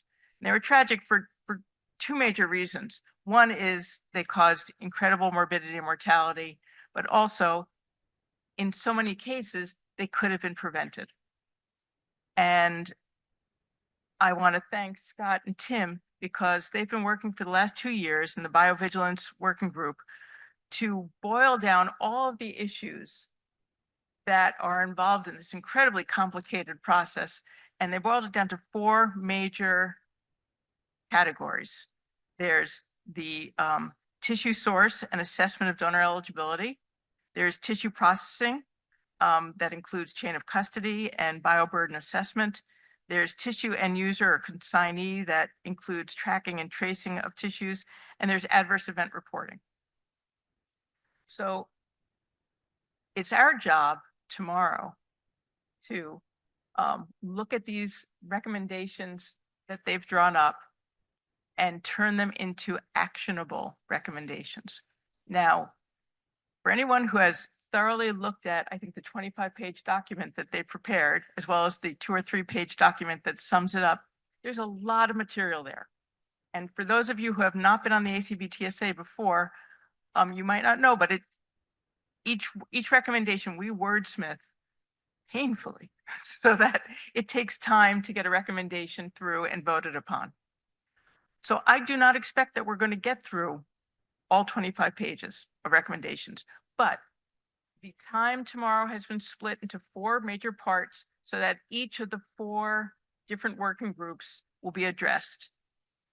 It is your assignments this evening to look over that material and think about priority recommendations for each category so that we can at least develop a recommendation per category. If we have time, then more.